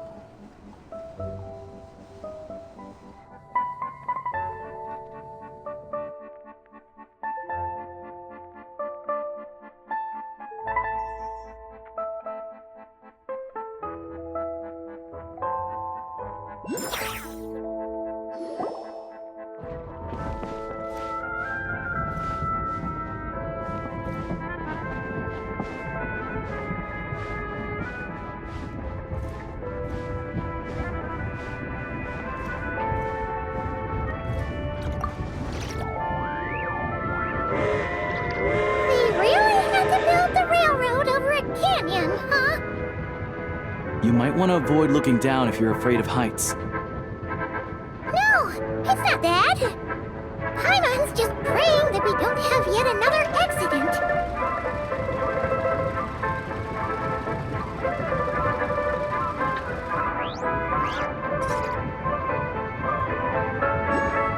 That mountain is breathtaking. Reminds Paimon of Dragonspine. They say this mountain's the domain of a Snegovic lord. A lot of the Snegovic retreated there to live in seclusion, so it's a pretty mysterious place. You hear all kinds of stories. Even the residents of the nearby town of Svietlo-Lidovka steer clear of the summit, and they make a living off of harvesting prime ice.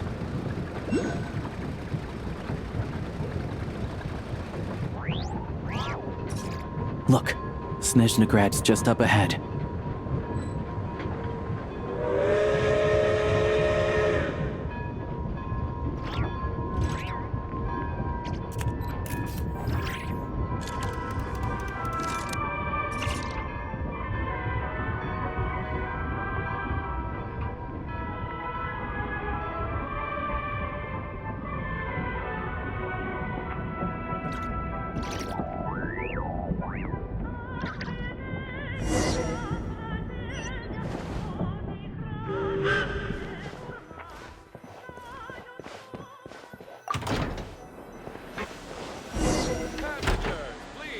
Back. Let others up.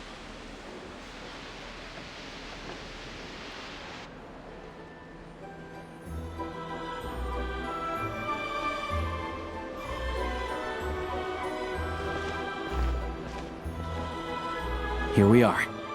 Welcome to Snezhnograd train station, the biggest transport hub in the nation. Wow! It's so majestic! Just flying from one side to the other would probably leave Paimon out of breath! It's built for maximum efficiency.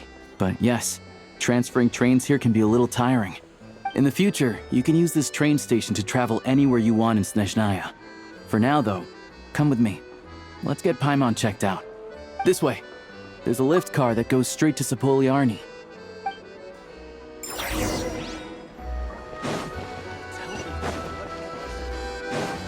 Look! Look! They have really funny-looking hats! And those ones are about the same height as Paimon! But it looks like they can't fly! Those would be Volkudlak and Domovoy.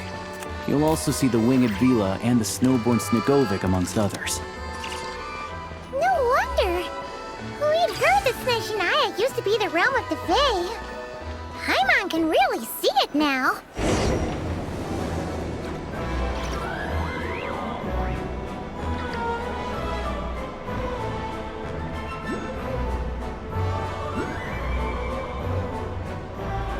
To the left is the market of Zolny.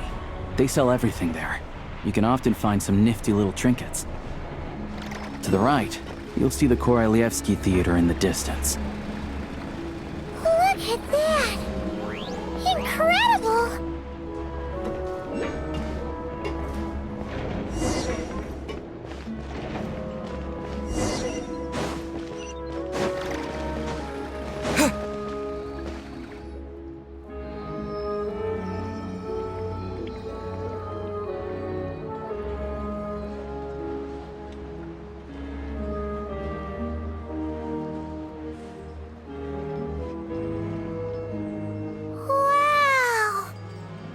Snezhnograd is stunning! Seeing it with our own eyes makes all the trouble we went through to get here worth it! I found it pretty stunning when I first came here too. But I soon found out that stunningly beautiful means stunningly expensive. The prices here are crazy. I'm just a small-time hunter, so Zolny is where I spend most of my time. This way will take us to Podvorier restaurant. They offer food and lodging there, so you can get settled in while I fetch the doctor. Is that gonna be stunningly expensive too? Yeah, I mean, there are places to stay in Zolny, but I highly doubt they'd meet your standards. Most of the stoves are out of crystal, the windows are drafty, and at night, Four-legged roommates come out to play, sharpening their claws on the roof beams and floorboards. Yep, no way. Not a chance Paimon's staying anywhere like that. Maybe we can split the cost of the room between us? Paimon still has some savings left. Fine then. It's your treat. Paimon will save her money for buying a nice little cake. Don't worry, you'll get some too. I'm glad to see you've perked up. If you find yourselves in the mood for some sightseeing later, there's a few places around here worth seeing. This way leads to Zapoliarni Palace, which serves as the Tsaritsa's audience chamber and also her personal quarters. The adjacent block is kind of a city in its own right. That's Glupov, the headquarters of the Fatui. Inside, there's a munitions factory known as the Armory Palace, producing a constant supply of all kinds of equipment for the Fatui. A lot of important research happens there too. And over there is the Snezhnegrad Vecha, where all the big shots meet regularly to make policy decisions. These places are best admired from a distance. I'm sure I don't need to explain why. Yeah, they probably have super strict security. We're not looking for trouble right now. The downtown area is near the center of Zapoliarni. That's where you'll find the restaurants, bookstores, and gift shops. Another place of interest is the Northland Bank, which is over this way. Oh, and I'm sure you'll want to make contact with the Adventurers Guild at some point, right? That's right here.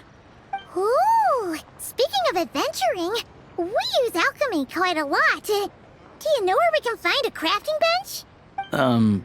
No one practices alchemy at Snezhnegrad, I'm afraid. Apparently there's some historical reason for it. Oh. We'll just have to use the one on the train then. Kinda inconvenient. Wait, how come there's one on the train if that's Snezhnayan too? Yeah, I don't know. Not my area of expertise. Still, I wouldn't say the absence of alchemy makes life here any less convenient. Anyway... Finally, there's Zolny in that direction.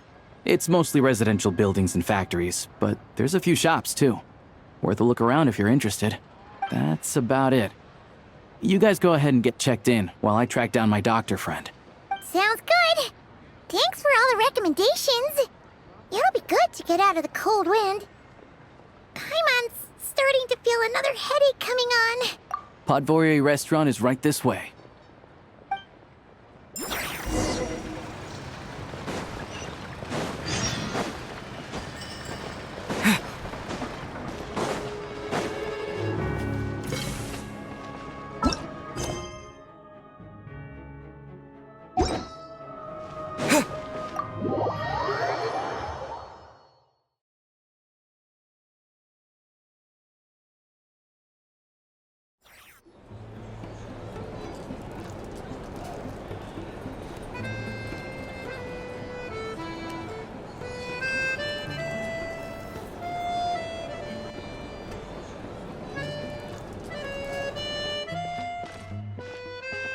Looks like you get what you pay for, huh?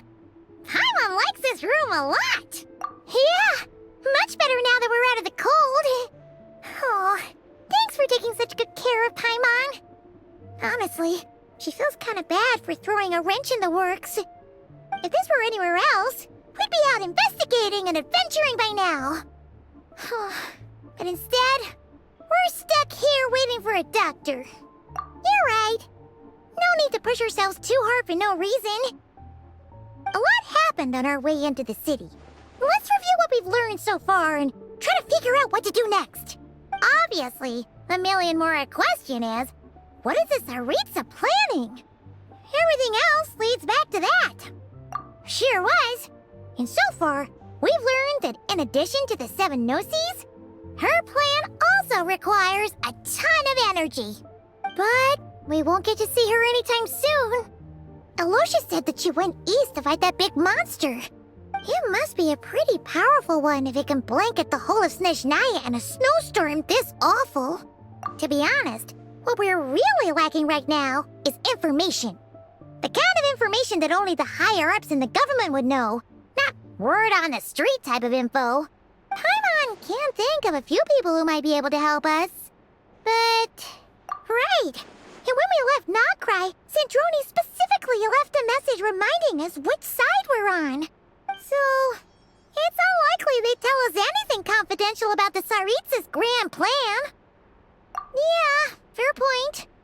Besides, that Glupov place is right nearby. We've got nothing to lose, so it'd be a waste not to go. There's gotta be someone there willing to talk to us, right? Maybe Arlecchino or Sandrone? Or possibly Tartaglia. But it's unlikely we could sweet-talk Arlecchino. Let alone Sandrone. She basically told us to stay in her lane already. Yeah, the last time was all the way back in Fontaine, right? Too bad we missed him in Nogcry. Apparently, he came to help out. Hello. Is there a traveler in Paimon in there? That's Alosha! Come in! Hello, I'm Dr. Luneva. Alosha mentioned that one of you is feeling a little under the weather. I see. So you're my patient today, yes? And you're, Faye, I presume? Good question. Paimon's not too sure either, but she's definitely not the same kind of Faye as the ones we saw at the train station. Is that gonna be an issue? Not exactly. It's just, I'm used to treating human patients. Fae tend to be far more resilient than even the healthiest and most long-lived of humans. But don't worry, I do have some experience treating Fae. I've even diagnosed plenty of cats and dogs in my time. Safe to say, I have a fairly eclectic range of expertise. It'll be fine. Paimon's basically the same as a human, right? We're no different when it comes down to it, are we? More like you don't eat enough. The more talking you do, the more you need to eat. Now, please take a seat.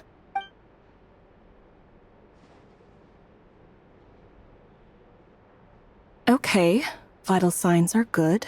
Test results are all within normal ranges. I don't think it's anything serious. More than likely, you've just caught a cold. I can give you some medicine to tide you over, but as long as you rest properly for the next couple of days, you should feel better.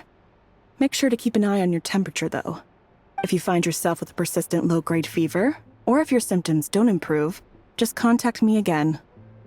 Sounds like there's no cause for alarm. Thank you, Doctor. You're very welcome. Just doing my job. I'll leave you in peace now. Time to visit my next patients.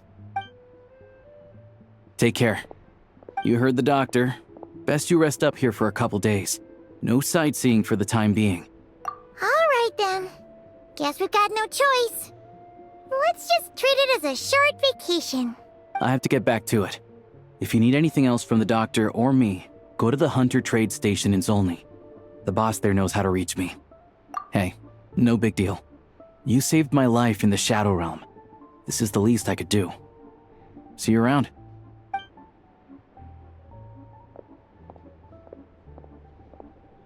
All right, time to find Child and see what he can tell me.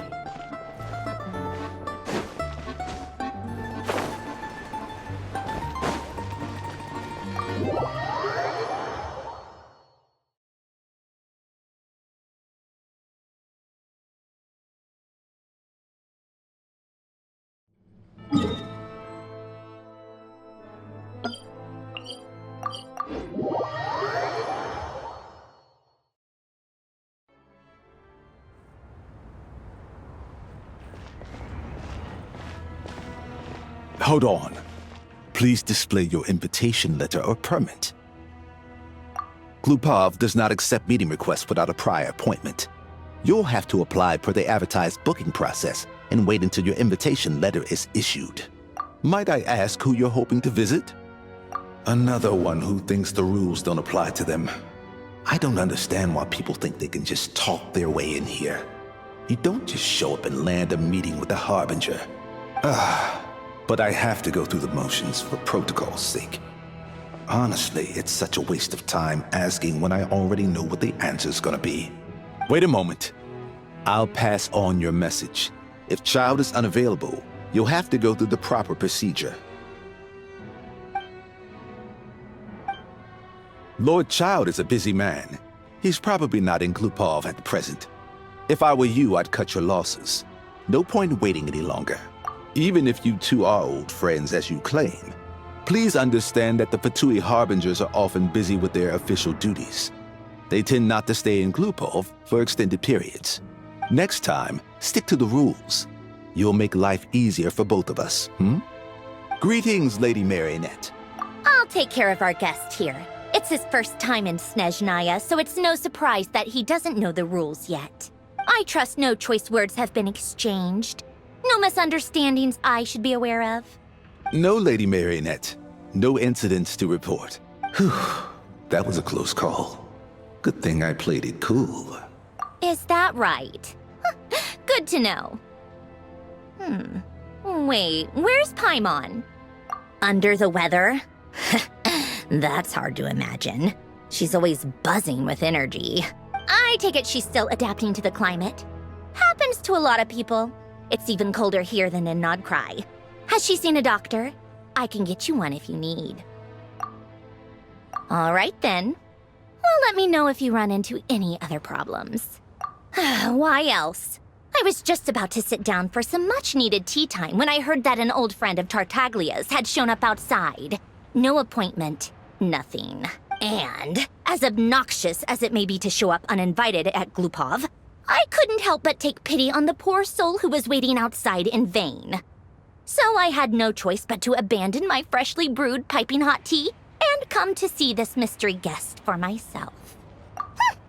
Well, I felt our time working together in Nodcry warranted some courtesy. I couldn't exactly let you freeze to death out here in the wind. Unfortunately, I can't invite you inside either. The rules of Glupov wouldn't allow it, and as a harbinger, I have to lead by example. On the plus side, Snezhnograd actually has some class, unlike Nasha Town.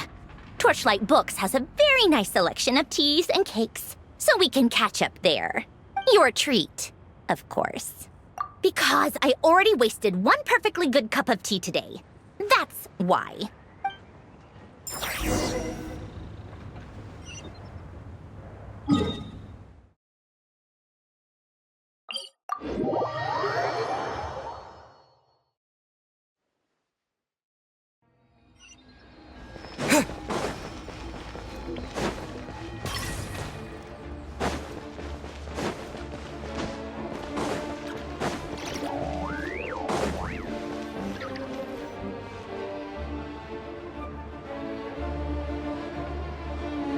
I've ordered for the both of us.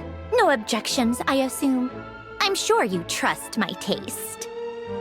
Okay, let's get down to business.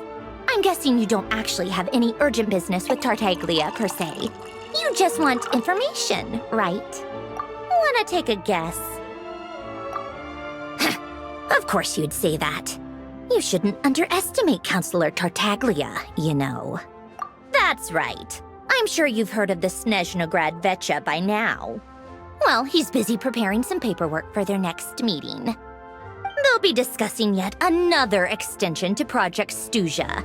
It's basically all anyone cares about in the Vecha these days. Yeah, he's more of the shoot first, ask questions later sort, isn't he? It all started with a very detailed letter that Capitano left for the jester, Piero, before leaving for Natlan. In that letter, he detailed the future arrangements for his subordinates. All of his key people were reassigned to Tartaglia. I guess he'd already prepared to leave us for good all the way back then. But Piero didn't reveal the contents of the letter until the events in Natlan had concluded. That was his reaction, too. Why me? With a bewildered look on his face. He'd always assumed Capitano looked down on him. He was a man who kept his thoughts to himself and barely spoke to him the whole time they'd known each other. But he occasionally brought Tartaglia along to my tea parties back in the day. So to the rest of us, it was clear that Capitano had quite a lot of respect for his young comrade. By the rest of us, I mean my tea party regulars. Arlecchino, Rosaline, and... actually, not Columbina. She was probably oblivious to it. Anyway, then the Liu-S situation happened. Normally, it took a lot to get under Capitano's skin, but that time he was furious. It's not really my place to talk about it, though. You can ask Tartaglia about it sometime. Basically, Tartaglia probably had the wrong idea about Capitano all along. Right up until Piero revealed the letter he left behind. Capitano believed that despite Tartaglia's immaturity, he showed great potential. Plus, he possessed a kind of purity rarely seen among members of the Fatui. Yeah, it's one of the few things that I'd agree those two have in common. But there's one other reason why Capitano chose Tartaglia to assume command of his troops.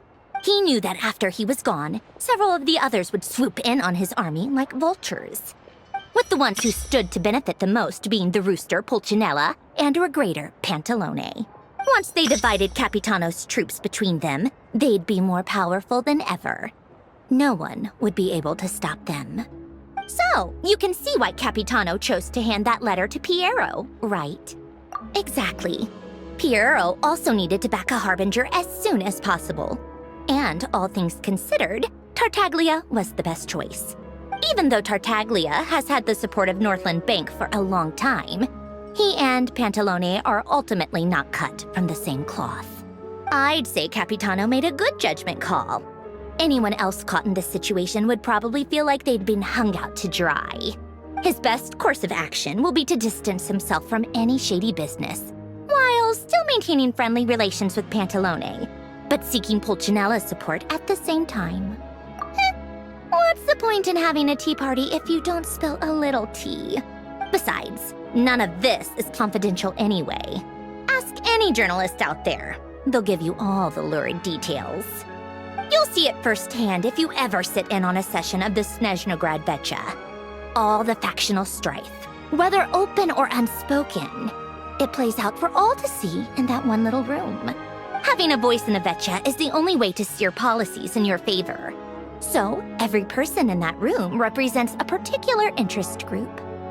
Pantalone, for instance, represents the financial sector, and Tartaglia represents the Fatui soldiers.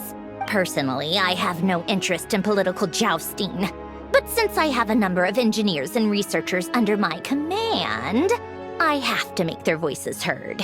Then there's Pulcinella, the linchpin of the Vecha. He represents politics itself. Everything involves him, so nothing can bypass him. Any issue that comes up, he knows how to mediate. That's what the Tsaritsa values most about him. I'm starting to see why everyone is so frustrated with the way things are, but also powerless to change it. A complex web of interests connects all parties involved, and the Tsaritsa sitting at the top adds another layer of complexity. It must be nearly impossible to come up with a perfect solution. All right, I'm done carrying this conversation. Time for you to answer a question of mine. You must have known that you can get the info you needed from me. So why was Tartaglia the first person you asked to see and not me? Huh? Jealous? As if. Wait. Oh, I think I know what it is. Columbina passed on my message to you before you left Notcry, right? I only meant you should be mindful of which side you're on. Is that actually why you didn't ask for me? Because you took that to heart? Fair enough. It's not your fault. I blame all these politicians I've been hanging around with lately. Always beating about the bush when they talk. I guess it must have rubbed off on me. Anyway, just ask for my help next time, okay? Little things like this are no problem. Lady Marionette. What now? Can't you see I'm on my break? Whatever it is, just leave it on my desk. I'll look at it later. Sorry to disturb you during your break, ma'am, but I'm afraid it's an emergency. Isn't it always? I've told you before. Fixing the tracks and transporting ice blocks does not constitute an emergency. The equipment in Svietlolaitovka is in urgent need of maintenance. With how the weather's been recently, we suspect that the cause is a buildup of snow, exceeding the maximum weight limit. The supports on one of the machines broke and fell, awakening a dormant beast and leaving many of the ice miners trapped in a nearby ice cave. Luckily, Odette's team was nearby and launched a rescue operation, but we're still facing a severe manpower shortage for both the rescue and engineering teams. I guess that's it then. Our tea party will have to end here. I'm the only engineer you'll need. Do you actually want to come with, or are you just saying that? Nice of you to return the favor. I'll have a couple of people look after Paimon. They can let her know that you had to step out for a while. Given how urgent this is, I'm sure she'll understand. And honestly, I'd rather have your help than anyone else's. Between your skills and experience, you'd be reliable help. Then let's go. You, take 2 people to Pavoyer restaurant. Find his room and watch it like a hawk until we get back. If anything happens to Paimon, you'll be answering to me. Yes, Lady Marionette.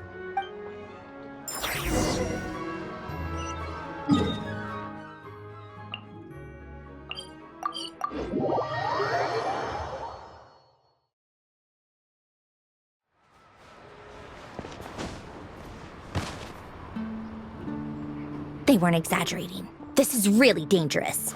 It's a good thing only one of them broke.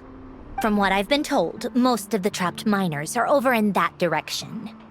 Yeah, you do that while I check the rest of the equipment. I'll evacuate the people around here as I go. Meet me back here as soon as you're done.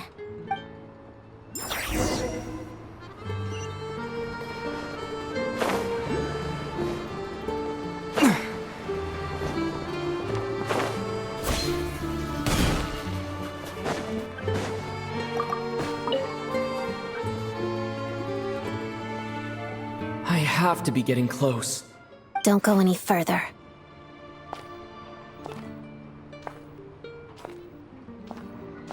It's too dangerous here. There's a highly aggressive monster on the prowl. You need to leave, now. Ah, I see. You're the backup from Snezhnegrad. Well, I'm Odette. Good to meet you. Ah, so this is Odette. She was the first member of the Fatui on the scene. There are 5 people trapped in the cave. Monster type is unknown, and so is its location. Let's go.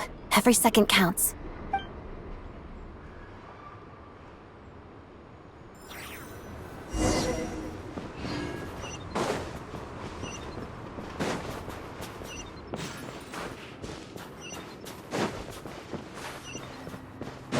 Careful.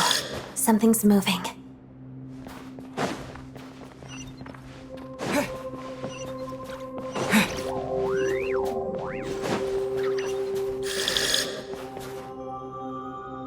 This must be the monster's shadow. Looks like a tough opponent.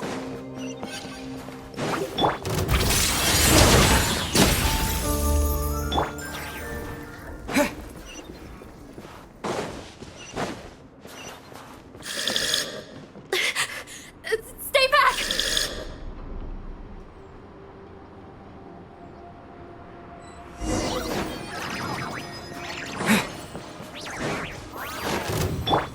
Waltz of the snowflakes.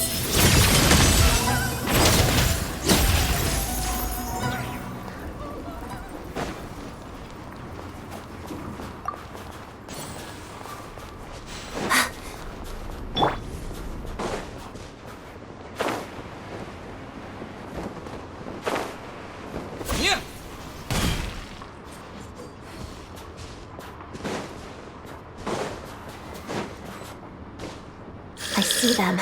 They're right behind the monster. The monster seems very agitated. It could attack at any moment. Let's make the first move.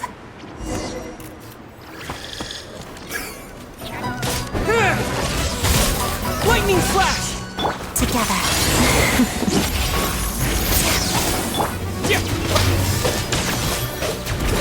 Crystalline Adagio. Take this!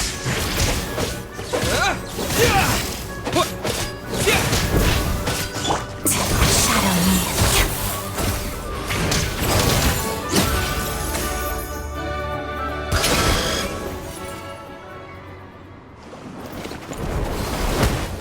Oh, thank you for saving us.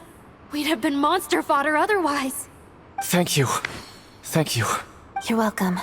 You should be safe now. Follow this route out. He and I will stay behind to watch the rear. Thank you. Come on, let's go. This way.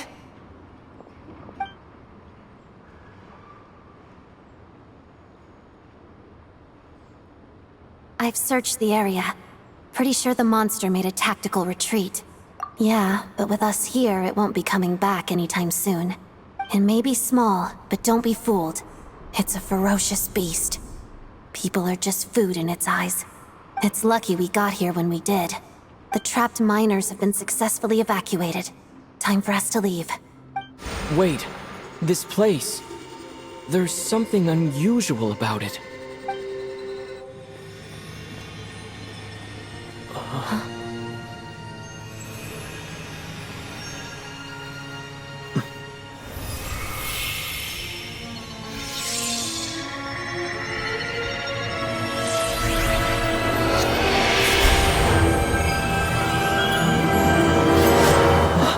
What is that? I don't know. It's back? Guess it has family.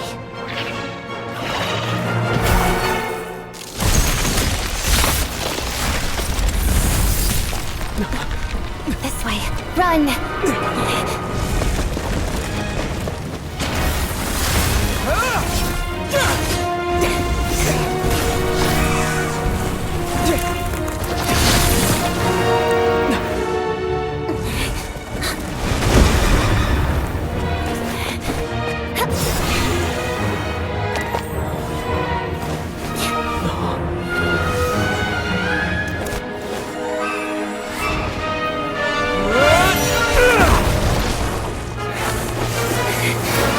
Thanks. Let's get out of here.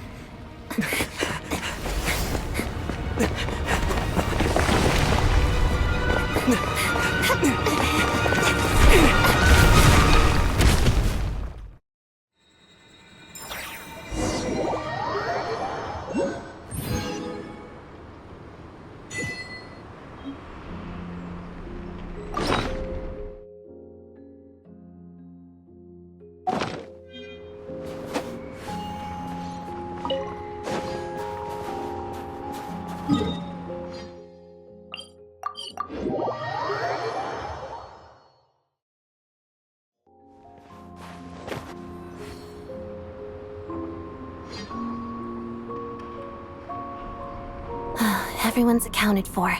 We managed to rescue them all. We also placed a sign at the entrance to the cave, warning people to stay away. You really held your own today. I still don't know your name. Don't think I've seen you before. I'll remember the name. All right then. See you around. Hello, Lady Marionette. I hear the rescue operation was a great success. I knew I could count on you. What brings you here, Odette? Here for a performance? No, a Fatui mission. I happened to be nearby and heard the crash. She hasn't introduced herself then. Odette is the prima ballerina of Snezhnograd. She's quite the celebrity.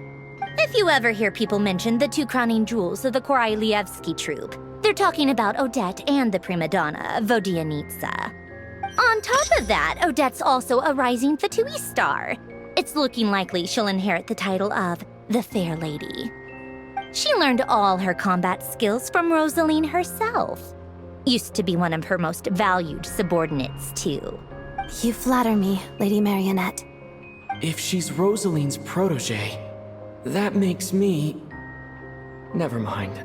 There's no need to bring it up. No point making things awkward. How's progress on your end, Lady Marionette? Equally successful. I finished reinforcing all the equipment. Took me a little longer without Polonia's help. But the outcome is the same, of course. Even if the heavy snowfall summoned by that monster lasts for another 3 months straight, this equipment won't give way. All right, now that we're done here, it's time to get out of this blizzard. Sure, but Snezhnograd will send someone to investigate and draw up a relief plan. And I guess I'll have to write the incident report myself this time, since it involves a mechanical malfunction. First, Pantalone needs to approve the budget, then Pulcinella has to sign off on the plan. Once they've argued it out and reached a compromise, we can move forward. That's the rough process anyway. Could take anywhere from a couple of weeks to a couple of months, depending on how smoothly it goes. Yup, nothing we can do about it. There's a whole stack of incident reports like this back at the office. The snow has eased a little for now, but there's no telling when that will change with that monster still at large. Fuel for heating is in short supply, and relief is weeks away. There's no immediate threat to life, but still, it just feels like there should be a better way. Hey, quit daydreaming. Let's get back to Snezhnograd. When did you get a new sword? I found it in a cave. It handles pretty nicely. You have a strange affinity for second-hand swords.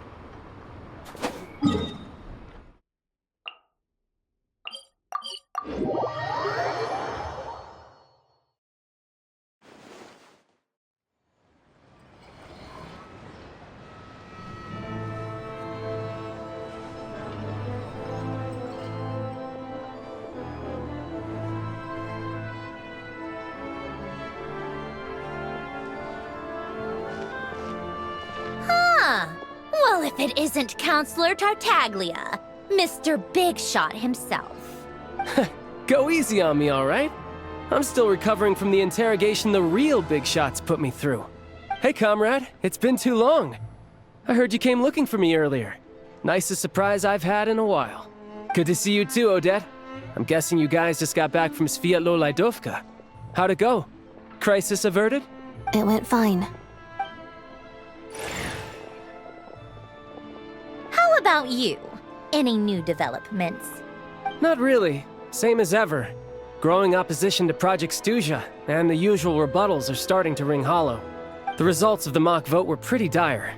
Pulcinella was fuming. I've never seen the old man so angry. That's not good news.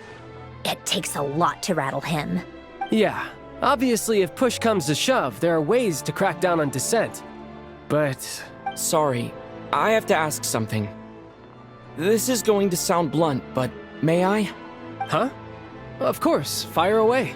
It sounds to me like everyone's tearing their hair out trying to figure out how to deal with opposition to Project Stuzha. But what exactly is this project's purpose? And how can it be so important that even people like you two refuse to stand up for the ordinary people of Snezhnaya? Interesting. I gotta hand it to you, comrade. You sure don't mince your words. Excuse him? What does he mean, refuse to stand up for ordinary people? Oh my gosh. How does he dare speak to the Harbingers like that? Are you interrogating us now? It's okay, Sandrone. Let me explain. I think I understand where he's coming from. If I could, I'd take your side right now. In fact, my position's very similar to yours. I've only held back on casting a dissenting vote in the Vecha because the Tsaritsa would never let me get away with it. Still, I have a responsibility to the Fatui armed forces, so I do what I can to make their voices heard.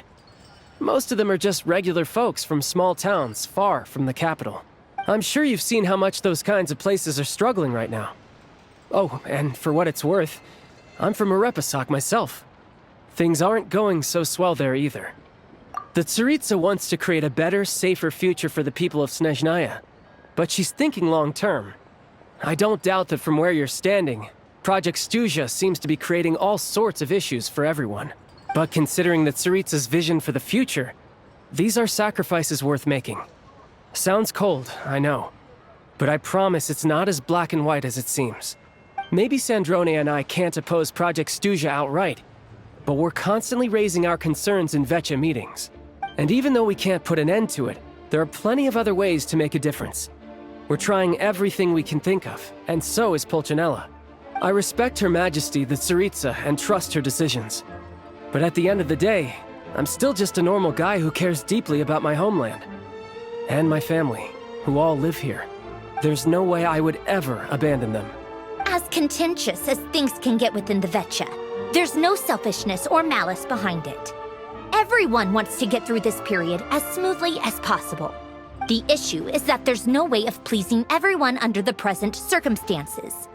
Most of the time, we're trying to decide on the lesser of two evils, which obviously isn't a great look. But that is not the same thing as being blindly loyal to the Tsaritsa. No one's got their head in the sand here. We're all well aware of the way things are.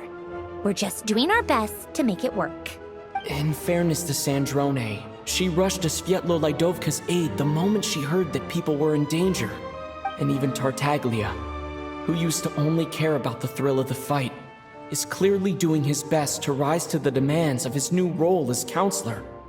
Hey, come on. There's only so much we can say, so don't press us too hard. Look, I know how untenable the Tsaritsa's position looks if you don't understand her motives.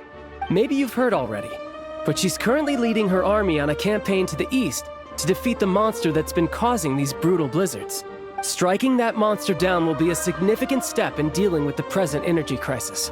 As laser-focused as she is on realizing her lifelong ambitions, she's still putting time and energy into taking down this powerful monster. To me, that says a lot. If she thought Snezhnaya and its people didn't matter in the grand scheme of things, why would she waste her time on something like this? Thanks.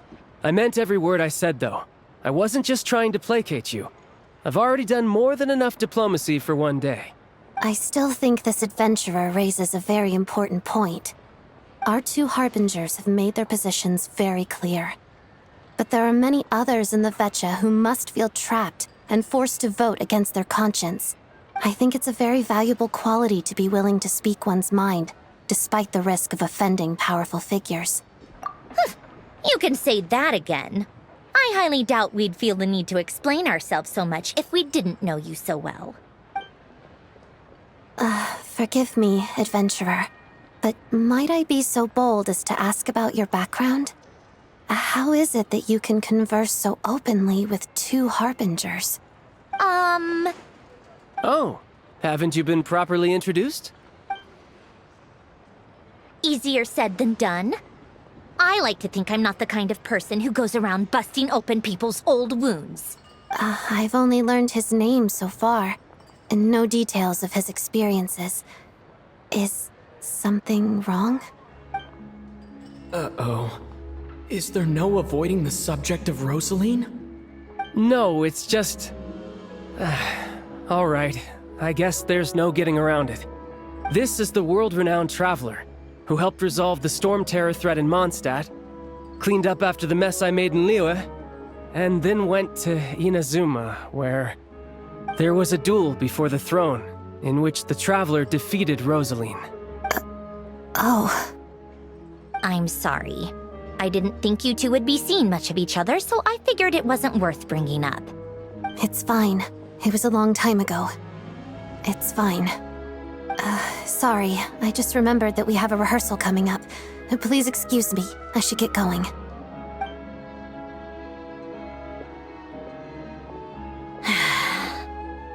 I've mentioned this to you before, remember? She was Rosaline's most valued subordinate. But they didn't actually get along.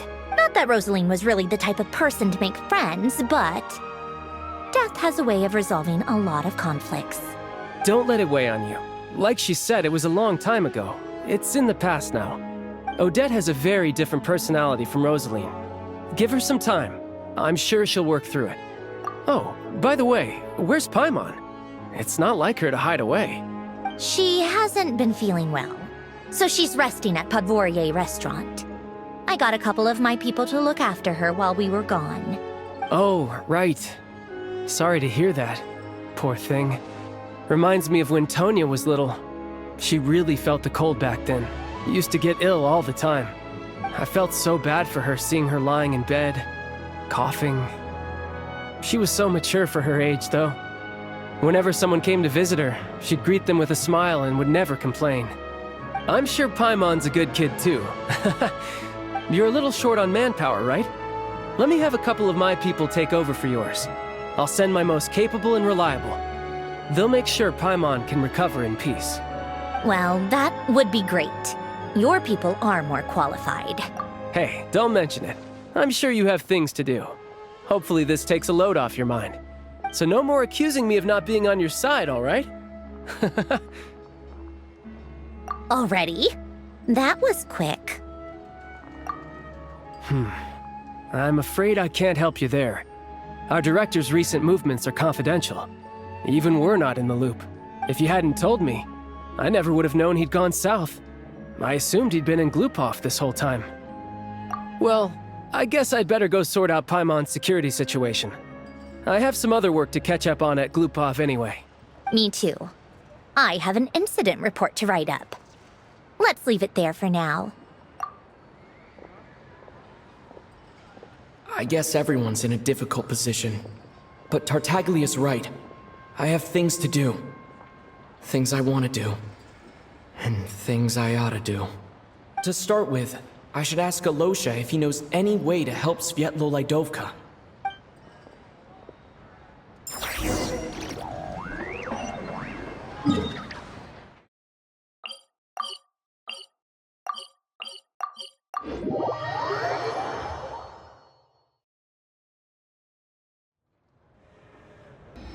How strange. This sword seems to be vibrating of its own accord. It's a very faint vibration, but it's getting stronger as I get closer to the statue of the Seven. Does this sword have some connection to the statue? But all it does is vibrate, even when I touch it. That place I got this sword from was definitely out of the ordinary. Maybe I should try channeling the power of cryo.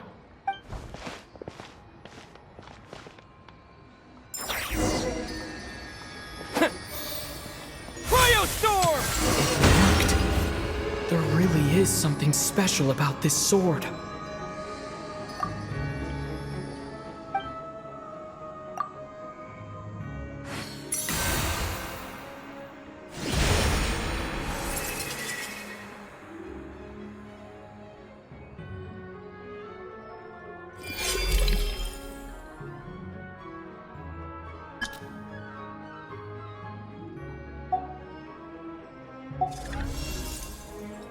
I don't really understand what just happened, but I'm pretty sure this sword just got a little more powerful. I'll have to try the same thing again when I come across another statue of the Seven. In the meantime, I'd better go find Alosha.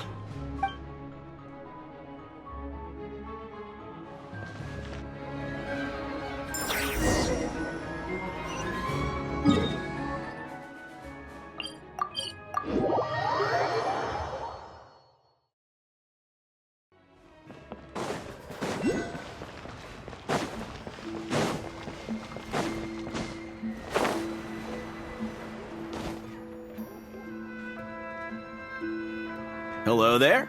How can I help?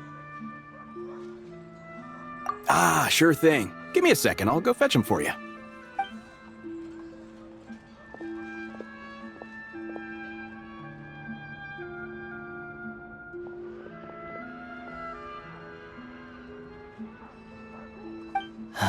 It's a familiar story.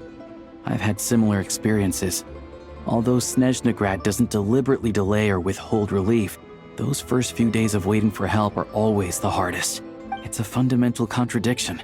If emergency relief can't be delivered in time, what's the point in even calling it emergency relief? Not necessarily. I think there's a good chance that Kresnik Crystal from Stratomoros will start flowing into the market. When we resolve Stratomoros' energy issue, it's like we open the floodgates. A huge backlog of Crystal is now available to the townspeople. There's no way they can use it up at once. A lot of them will probably stockpile it and slowly work their way through.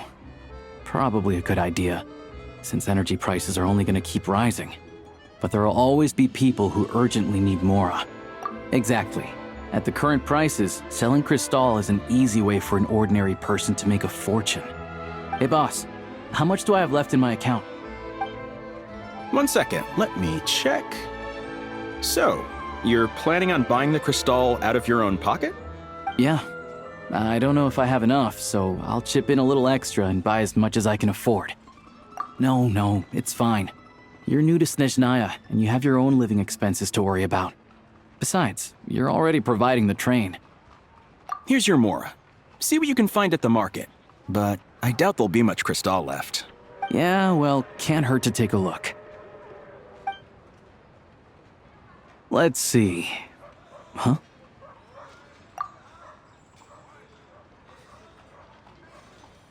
Oh, Alosha, and...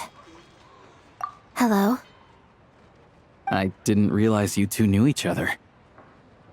Yeah, I take on some odd jobs in the city to supplement my hunting income. Sometimes I work as a cleaner or prop hand at the theater where Odette is one of the big stars, so I've met her a few times. When the weather's as bad as this, it's better for a hunter to adapt than to keep looking for game. Yes, and we sometimes need extra help.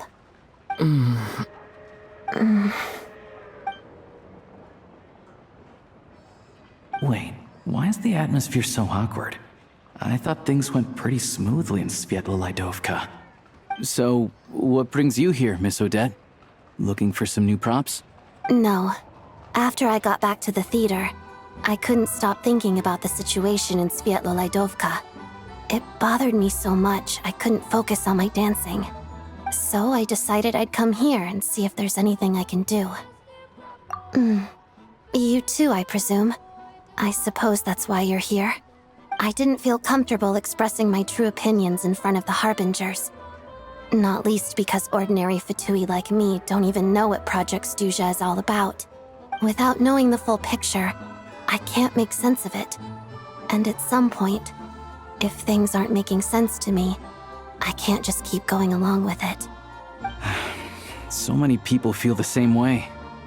They wish they could do something, but all kinds of reservations hold them back. Explains why groups like the Roadcott are springing up to fill the gap. Yes. Well, that's one option. But there are risks to consider with organizations like that. The Fatui does not encourage their activities. Right, because things can get out of hand, and it's hard to hold the right people accountable when they do. I've heard about a few cases like that. Sandrone said Odette was on track to inherit the title of the Fair Lady. If so, she'll be able to find out what Project Stuja is really about. Still, it's probably a little soon to ask her about that. There may be more to the story. What's on your mind? I think we can both agree that no matter which side you're on, it can't stop you from doing the right thing. Where there's a will, there's a way. I know what Rosaline did while she was abroad. You made the right decision, so no hard feelings. So, what's your plan? Oh, we were gonna buy some Crystal. I heard there's some on the market right now. Funny. I had the same idea. In that case, let me pay. I can claim it back as mission expenses. The real issue here is that government relief is behind schedule. Surely it makes more sense for the state to cover these costs than for us to pay out of our own pockets. True. It's a huge expense after all.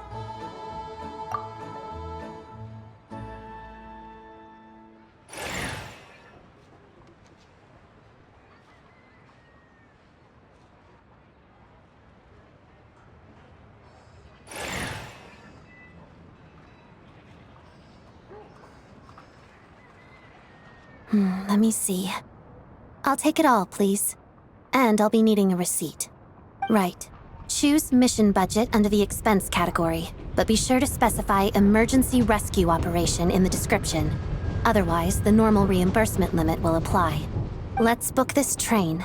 Regulations say that if we need to transport Kresnik Crystal during Project Stuja, extra carriages can be added 1 hour before departure.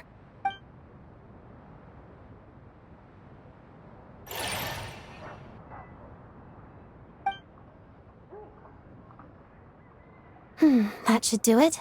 The train will be escorted to its destination by Fatui guards. This is my first time seeing you handle Fatui affairs, Miss Odette. It seems you're as skilled an officer as you are a dancer. You flatter me. It's only because I've been doing both my whole life.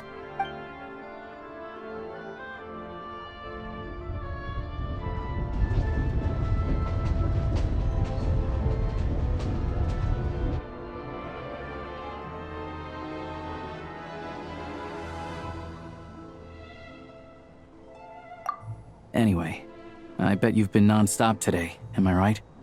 Any idea how Paimon's doing? What's wrong? Who's Paimon? His travel buddy. Hasn't been feeling well.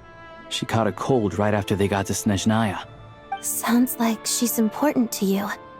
I can't believe you've been dealing with this on top of everything you've been doing to help the people of Snezhnaya. I've got nothing going on right now, so I'll join you. I want to see how she's doing. May I come too? I have some candy that someone gave me back in Svietlolaidovka. Plus, I know a little bit about relieving cold symptoms.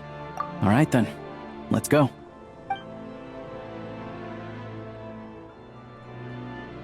I still don't know what the deal is between these two, but at least the tension seems to have vanished.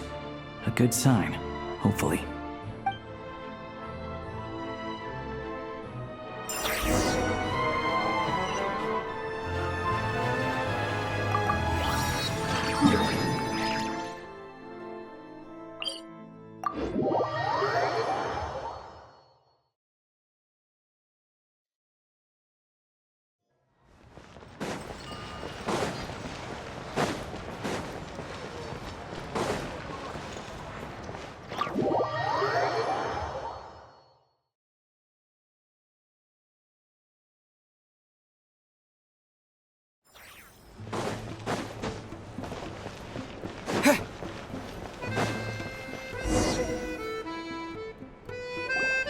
Hello. Sorry, but there's a sick person recovering in this room. Can I help you? What happened? Oh, please, excuse me. Are you the Traveler? Could I take a quick look at your Adventurer Handbook? Master Child said I should verify your identity.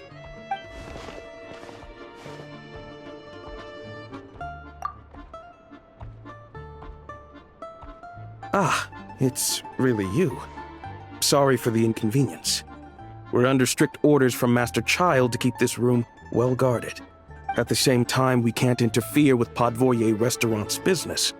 That would only seem all the more suspicious and draw unwanted attention to this room. Besides myself, a few of my colleagues are stationed in and around the restaurant, in plain clothes, of course. Rest assured, you're in safe hands. I didn't expect such a high standard of protection. Well, Master Child handpicked us for this special assignment. We're not about to let anything go wrong. Anyway, I won't keep you any longer. Please, head inside.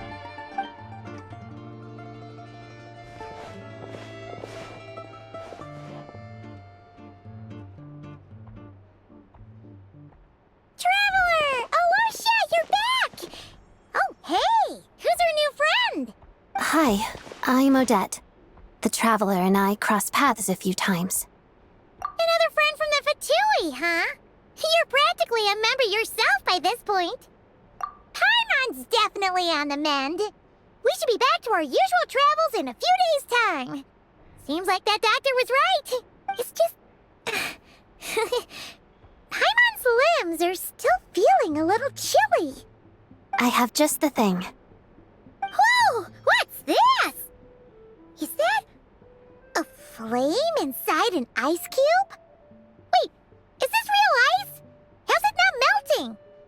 And how does the fire keep on burning? All keen observations. You're right. This is called core ignis. Whenever I've caught a cold in the past, I found I recover much more quickly if I place this by my bed. You're welcome to borrow it. Awesome! Wow! It's so nice and warm! Oh, it's like magic. Your name was Odette, right?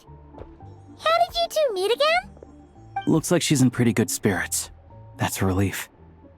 Any progress with your investigation yet? No surprises there, I'm sure. They're not likely to let anything slip. The Rokad, huh? Let me think. Members of the Rokad keep their true identities hidden, but I think there might be someone I can introduce you to. Leave it with me. Meet me at the Korolyevsky Troop tomorrow, and I'll tell you how it goes. Would anyone like a drink? I'm gonna head to the bar. Paimon will have... maybe some hot milk? Yeah. Paimon's in the mood for something warm. Enough with the secret chat, you two. Let's catch up properly in a minute. Paimon wants to know everything everything that's happened today. It'll be kinda like tabletop troop. No reason why listening to a story can't be an adventure.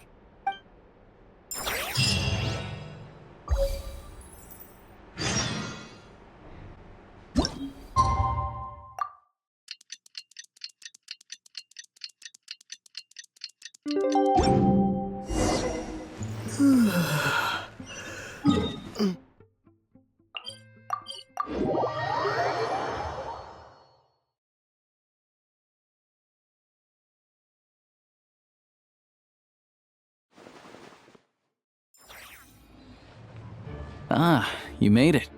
I've got some tickets, and I managed to set something up with the Rokot. It'll have to wait until after the show, though. Happy to stay and watch?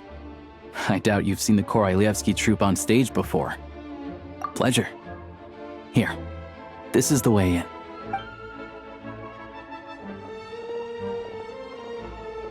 Please present yourself for a routine inspection in accordance with theater regulations. Thank you.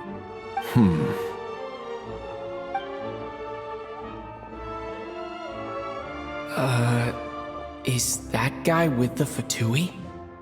Looks like he's waiting for something. Okay, all done. Thank you for your cooperation. Please proceed through to the theater.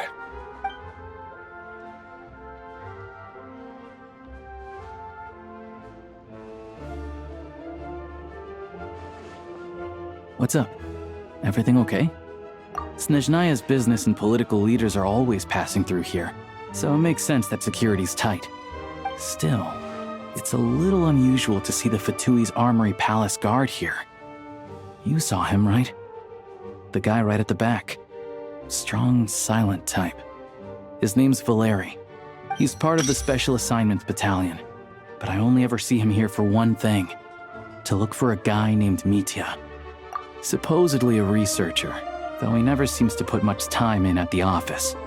The theater is one of his favorite places to hang out when he's playing hooky from work. But that's not for us to worry about. Let's go. The show's about to start.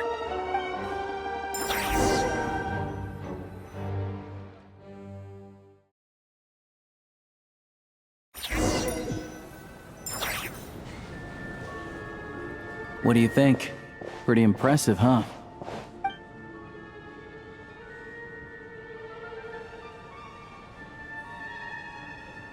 Oh, the one in Fontaine? I hear it's iconic. Never seen it for myself, though. Here we are, just in time. Sorry, coming through.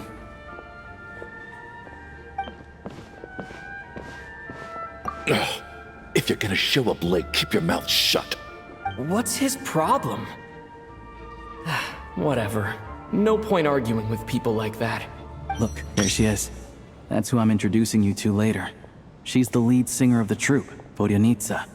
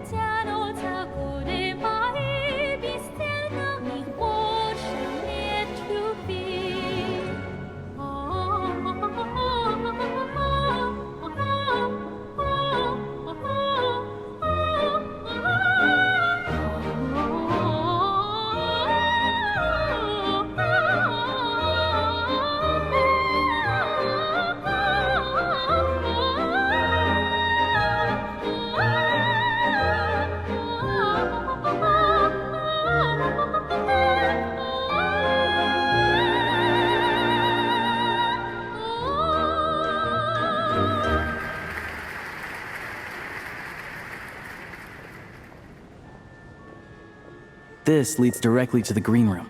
They're expecting us. Vodyanitsa will be waiting for us there.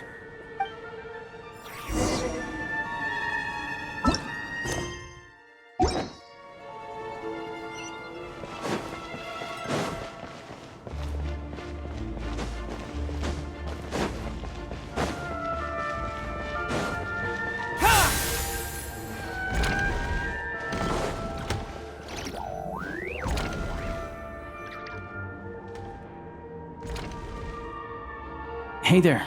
Excuse me. Ugh! Can you believe it? I am so mad right now. Come in! Oh, it's you two.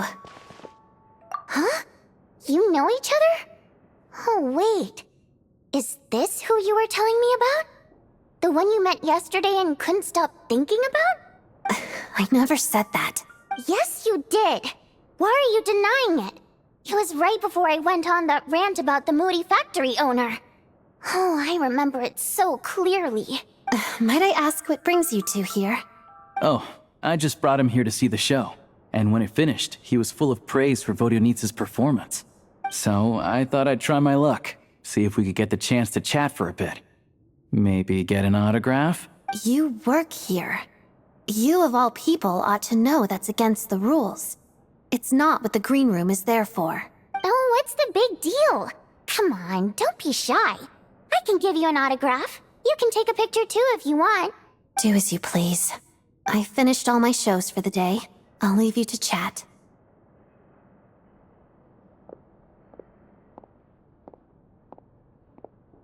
I wasn't making that stuff up, you know. Odette's just too proud to admit it. She thinks very highly of you. And so do I. You did the right thing in Svietloladovka. We're good. Odette's out of earshot. I'll lock the door. Confidentiality, of course. The Rokot is very strict on that. Whoa, Alosha! Not out loud! Not with an outsider here! Relax, I've taken care of it. Look at this. The President's reply sent this morning. Wait, so he's been approved to join? You told me last night that you wanted to get intel from the Rokot. Unfortunately, Rokot intel is only available to members. But ever since you set foot in Snezhnaya, we've been working together. I've seen the way you work, your character, and your motives. Everything about you is perfectly in alignment with what we're trying to achieve in the Rokot. So I figured I might as well cut to the chase. I wrote a letter to the President explaining your situation, including just the right amount of detail. His approval came very quickly. Of course, it's still your decision whether you want to join or not. We'll respect your choice.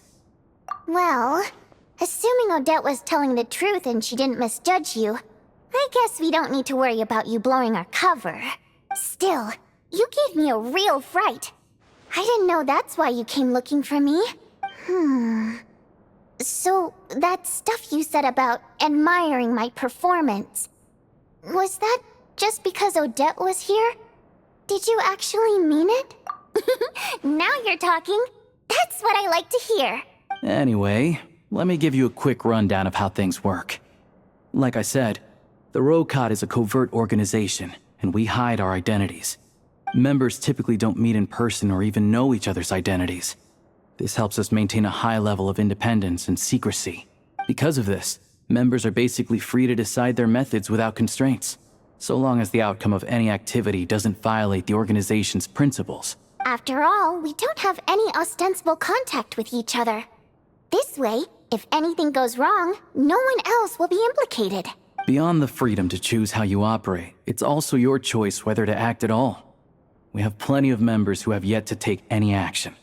In short, joining the Rokot in and of itself won't place any restrictions on your activity in Snezhnaya.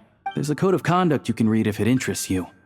But basically, as long as you don't plan on using your anonymity to go around doing evil, you'll be fine. I tried reading it 5 or 6 times. Never made it all the way through. Even the most lackluster script makes for more interesting reading. Great. Then I'll go grab an official application form. Be right back.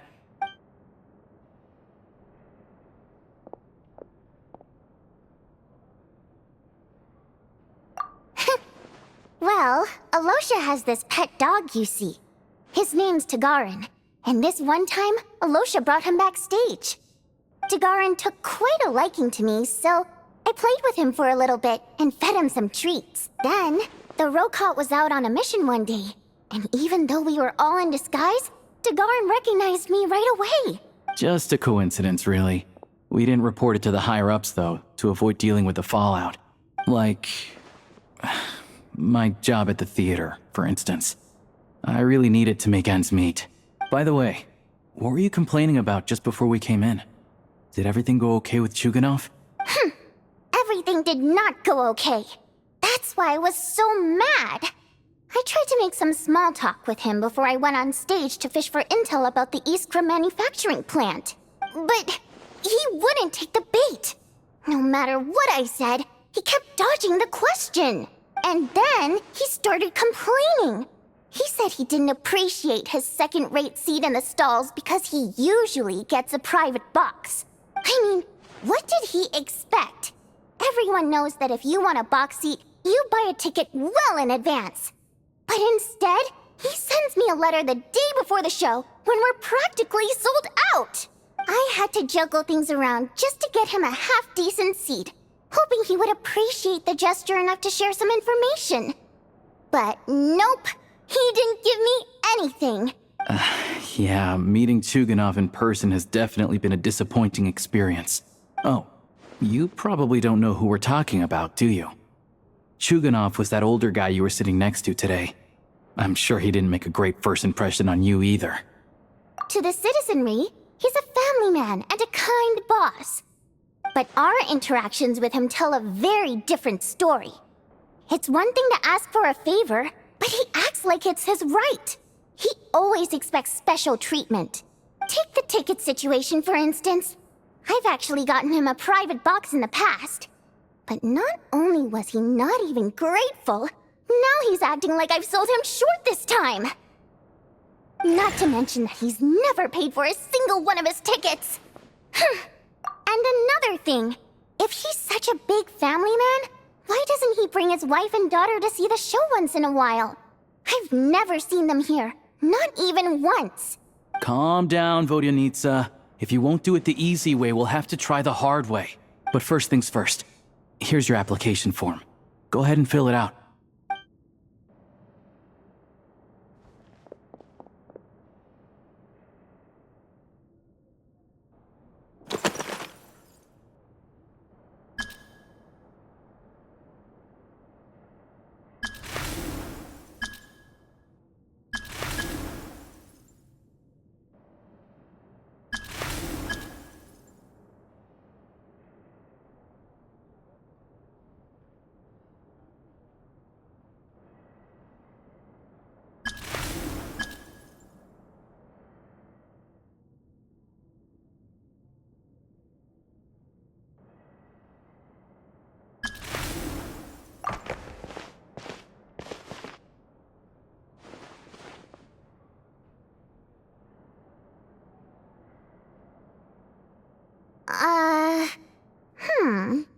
Looks like I'll need to make a few little tweaks here and there. But other than that, you're good to go. We'll hold on to this for you. Alright. Now that we're officially Rokat comrades, I can tell you. Chuganov is the target of our current operation. Recently, we've done some recon work at the Iskra manufacturing plant, which pretty much confirmed that their energy consumption is way beyond the legal limit. All we need now is some direct evidence to present to the Vetcha, so we can demand that they shut the plant down. That way, the Kresnik Crystal can be allocated to where it's needed most. I was hoping he might let slip during one of our chats, but he's too tight-lipped. We'll have to find another way. I'm meeting another regular theater-goer tonight, Mitya.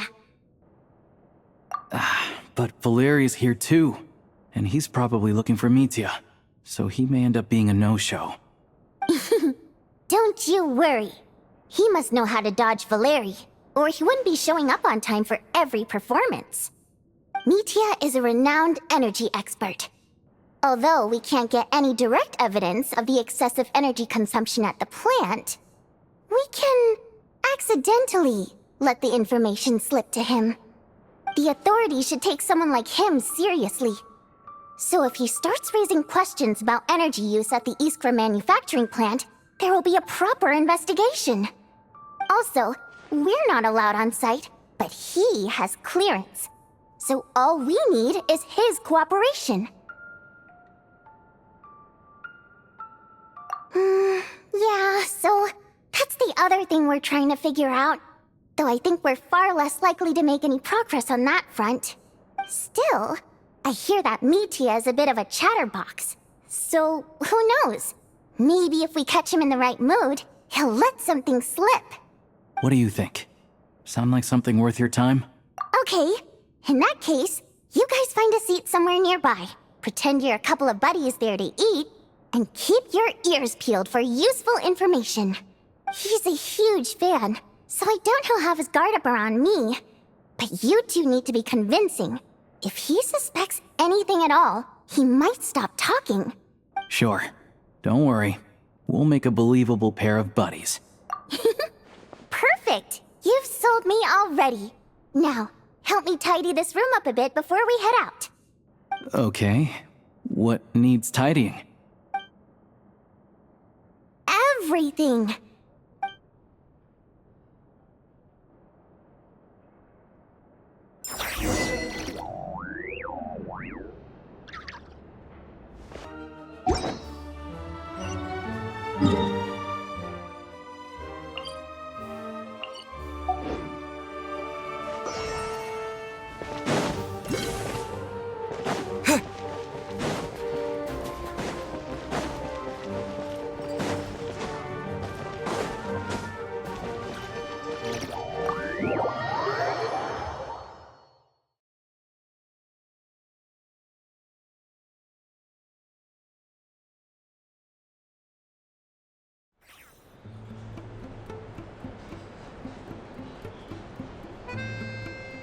We come here often, so we shouldn't stand out. Let's sit here. Now, it's up to Vodyanitsa. Let's see how the conversation goes.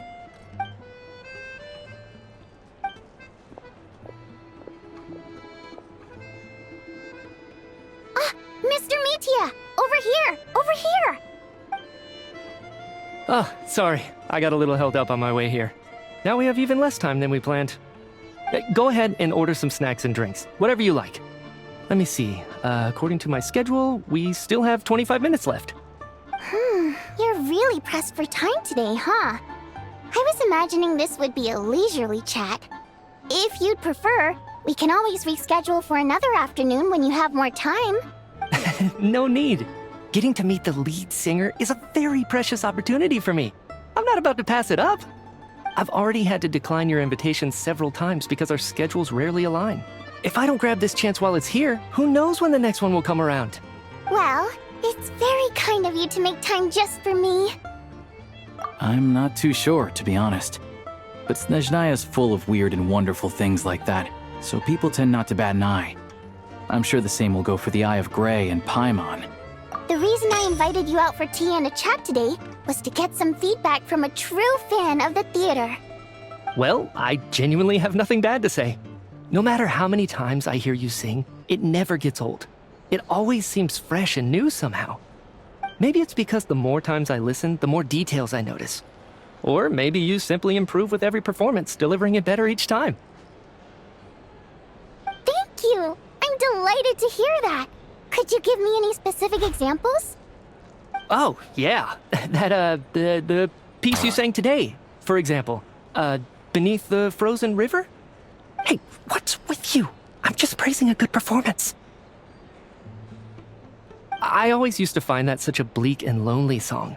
But the more you listen, the more you realize that it's not as cold and nihilistic as it appears. When you really dig down into it, there's a certain level where you're surprised by the emergence of hope. Wow, I'm impressed. I didn't expect you to pick up on that. Actually, I only tried out that angle after talking with a composer. Still, Beneath the Frozen River wasn't on today's program. Oh, really?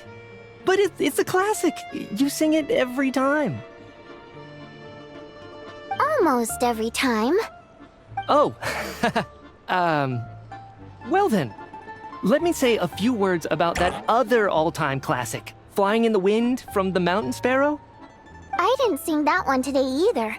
My voice wasn't quite up to it, so I switched it out at the last minute. Oh, but, Sorry, Mr. Mitya, but you were at the theater today, yes? Of course I was. Remember? I said hello to all the troupe members before the show started. You, Odette, and the others. So, what did Odette sing today? Elegy of the Snow-Winged Goose, of course. Correct. I see. I see. You find my singing boring, don't you? That's why you don't remember a single song. Looks like I'll need to cut a few from the program next time. No, that's not it. I swear. All right. I'll be straight with you. I'm sorry. My mind was wandering as you took the stage today. I enjoy watching your shows because the exquisite performances stimulate the mind. It always sparks some inspiration for my research. So, whenever I get stuck at work, I come to the theater for a change of pace. Odette's dance during the Elegy of the Snow-Winged Goose today was simply incredible. It got me wondering what she's been going through recently. That look of sheer defiance in the face of utter tragedy? It was so inspiring. I started scribbling in my notebook right away. Not that I made a ton of progress in the grand scheme of things, but I still think it was productive. By the time I snapped out of it, the entire show had finished. So what you're saying is, you didn't listen to my singing at all? Unfortunately not. I'm sorry, I don't know which is more disrespectful. The fact that I don't always come for the show itself, or the fact that I missed your performance. Seems like things are getting a little awkward. Nitya just stepped into a conversational minefield. If there's one thing Vodyanitsa doesn't like, it's people who show disrespect for her performance. This meeting was so hard to set up. Don't tell me it's already falling apart.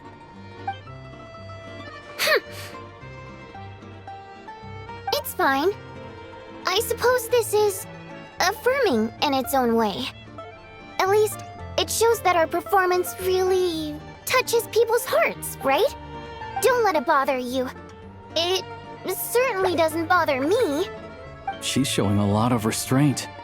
Well, I'll be sure to let Odette know how much you adored her performance. Please don't say that. I always love your performances too. It's just that inspiration struck at the wrong time today. I'm usually all ears. I know, I can tell. That's why I value your opinion. I'm sure some people can't stand it when others praise their coworkers right to their face, but not me. No, sir. Fair enough. I still feel kinda bad, though. But you know what I really can't stand? People who only show up to the theater to pretend that they're cultured. Makes me sick to my stomach. Oh, yeah, 100%. There are too many of those people around. By the time they're walking out the door, they've forgotten all about the show.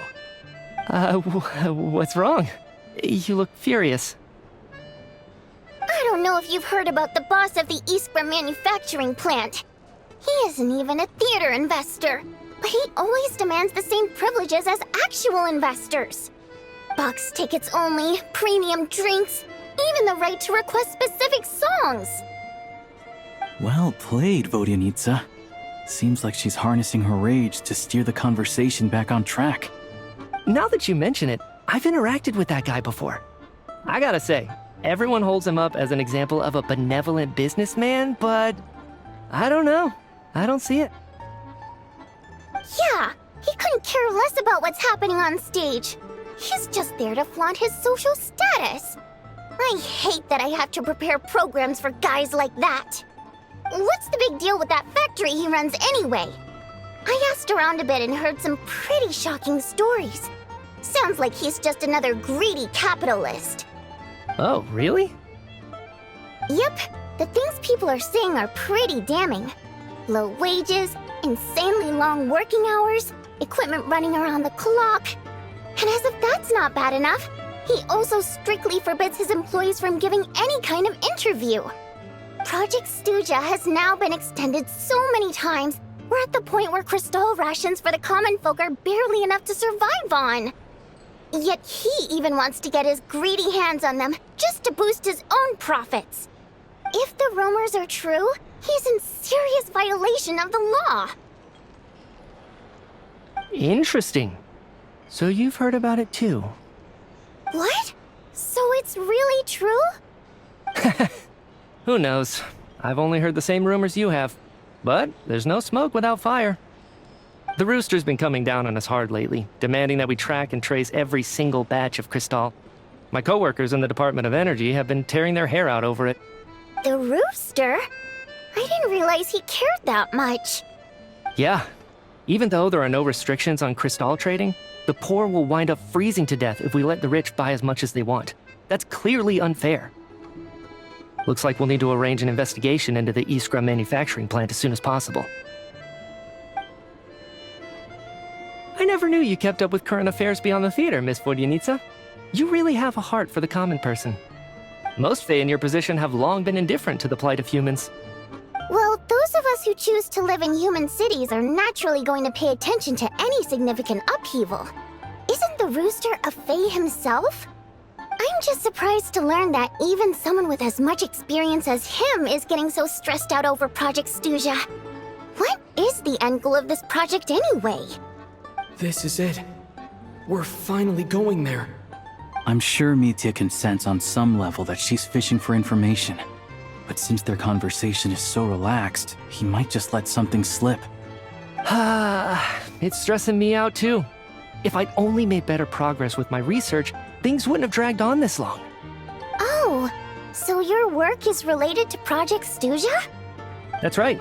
The Armory Palace needs a brand new energy source. Not the power of the Light Realm, and not elemental energy. Right now, the only thing that meets the requirements is the power contained within stellar linchpins. But harnessing that power is costly.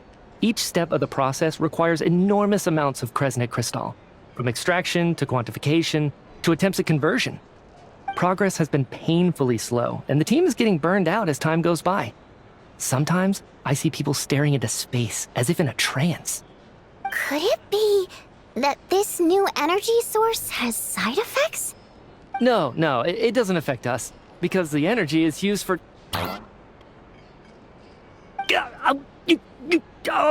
Okay, I got it. Stop choking me. Sorry, I can't talk about that. I think we're all just exhausted. We've been working ourselves to the bone for so long with so little progress to show for it. It's no wonder people are struggling to stay motivated. Seems like I owe you an apology. I shouldn't have gotten so mad at you for not paying attention during the show. Don't worry about it. I count myself lucky, to be honest. I don't envy the people who work closely with the Tsaritsa herself. I'd much rather be in my current position.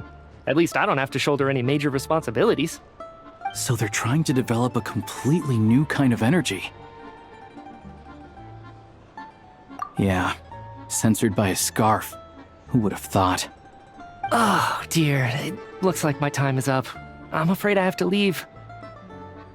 I'm so sorry. We ended up barely talking about the theater. That's okay. It was a pleasure chatting with you, really. Let's make up for it next time.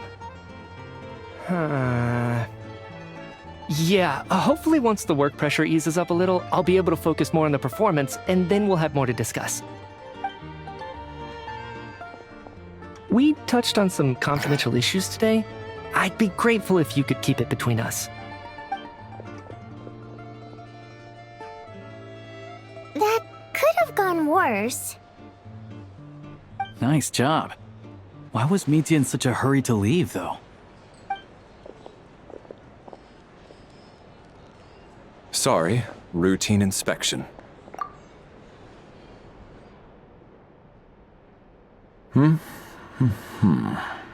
Okay, let's go.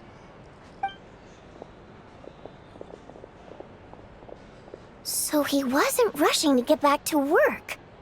He must have calculated that Valeri would find him here in exactly 25 minutes. That's frighteningly accurate.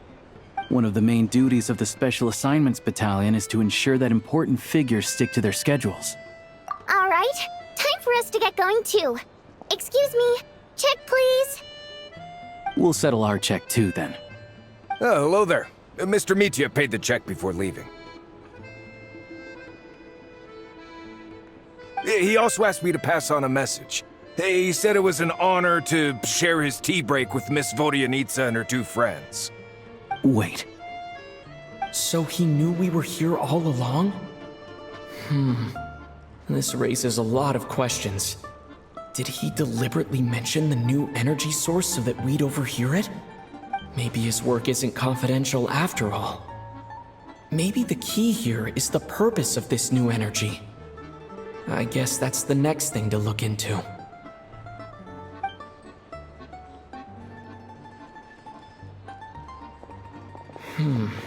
Vodyanitsa and Alosha have left. Time to head back and call it a day.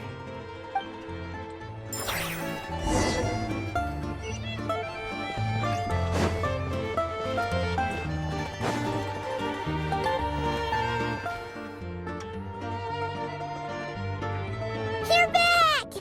Here pretty early today. Paimon was just gonna mention that. After she woke up today, Paimon felt like her temperature was completely back to normal. But her strength still hasn't returned. Still, there's some good news. Paimon thinks she might have figured out the source of the problem. It's like there's some kind of mysterious power affecting Paimon. Paimon's never felt this way before during any of her travels. She only started feeling this way since we arrived in Snezhnaya. That's right. The Armory Palace needs a brand new energy source. Could that have something to do with this? What is it? You're making that face again. You know, the one you get whenever you have a light bulb moment?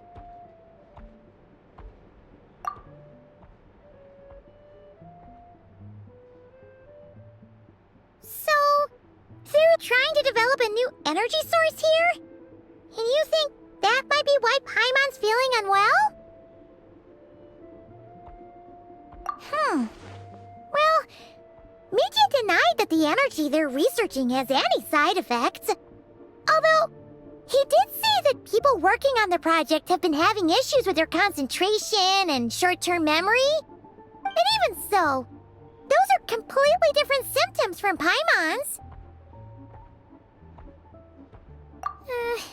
It's pretty faint, so it's kind of hard to tell. But, if anything, it seems like it's coming from roughly the same direction as the Armory Palace. Sure, Paimon's with you there. But how, though?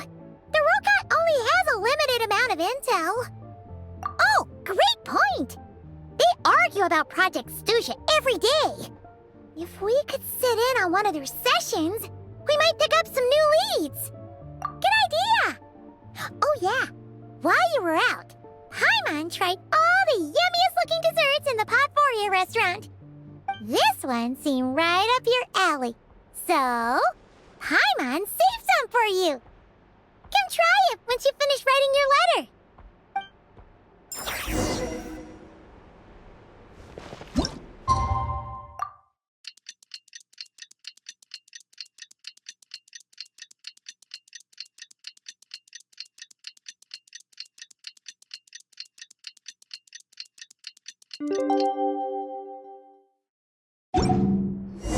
Alosha replied. He says that we won't be able to speak at the Vetcha, but he can arrange for us to attend as visitors. Time to get ready. Then head to the Snezhnagrad Vetcha.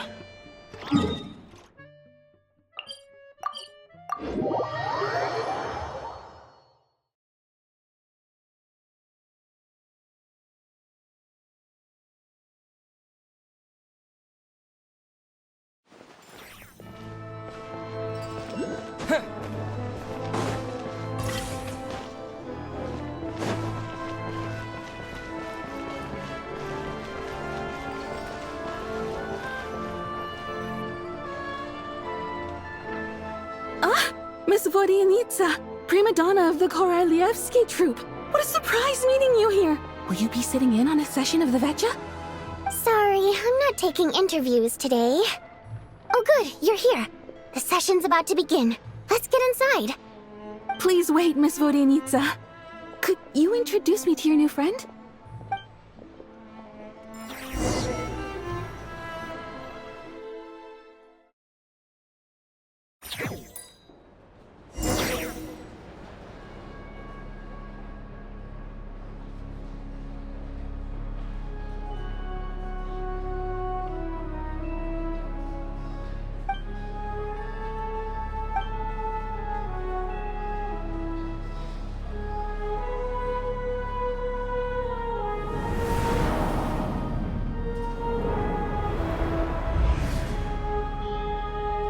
In summary, the energy management commitments made for the outgoing period have been delivered upon. Furthermore, both the production and consumption of Kresnik Crystal show clear signs of stabilizing. The relevant agencies have assessed the present circumstances and determined that the status quo can be sustained until the next period. For detailed statistics, I would refer you to the industry reports that have been distributed to all persons present. It should also be noted that while the recent blizzards have led to a significant increase in people's energy expenses, this is strictly a short-term phenomenon associated with a remotely located monster. Her Majesty the Tsaritsa is giving her full attention to this matter. We should have every confidence that it will be dealt with swiftly and conclusively. A financial report on disaster relief is also present in this report, courtesy of Pantalone. They cover the same old ground every single time. The rooster never seems to mind, but everyone else is getting tired of it. There's a general lack of trust. People aren't seeing any tangible benefits that affect them directly. Of course, none of that will be reflected in any of the reports on the table. Yeah, if it weren't for these hard copy documents, I could have at least made something up. Oh, don't mind me. I'm just out here trying to hit my interview quotas. Bring out the kvass. Ever read it? Best-selling newspaper in town. If I remember correctly, you guys don't even have a sales permit. You have to sell from stalls on the street. Okay then, best-selling street stall newspaper in town. Still counts. Order! We will now open the floor to the representatives. If there are no further substantive issues to discuss, we will then proceed to a vote on this motion. Snezhnaya has a long tradition of treating members of the Fatui armed forces and their dependents favorably. But recent surveys shows that Fatui families in remote areas have access to 15% less crystal than the average civilian family in Snezhnograd. It's been said many times before, but it bears repeating now. There needs to be a clear and consistent rationale behind how crystal is allocated, or we will soon face immense public backlash. Perhaps you wouldn't need to keep repeating yourself if you would hear me out for once. I say again, true consistency exists only in principle. In the real world, fairness is relative. You appear to treat resource allocation as a simple function of production and population. So what about when the equipment used in production breaks down? Have you factored that into your equation? And do you even know how long it's been since Snezhnaya last conducted a census? If I knew the answers to questions like that, I'm sure I'd be a very wealthy man. And I doubt I'd be going by child. I'd like to bring the focus back to the specific issue I raised. Or do you wish to deny that favorable treatment for Fatui dependents is our long-standing policy? It's easy to be a critic when there's no accountability. That seems to be a running theme in the anti-Project Stuja cohort. Defeat the ringleader and all other problems will magically resolve themselves. That's what they seem to think. But in case you aren't aware, not one jot in my report would change whether Project Stuja continues or not. So you have no intention whatsoever of finding a solution to this problem? On the contrary, I'm the only one here who ever brings solutions. Child opened by speaking up for the armed forces. Regrator struck back with style and a war of words ensued. Our reporter was live on the scene to get the audience's reaction as it all unfolded. Who do you support? The people have spoken! Child received raucous applause from the crowd as he pushed Regrator onto his back foot with a relentless barrage of questions. It had to be seen to be believed. Now you see why they don't have a sales permit.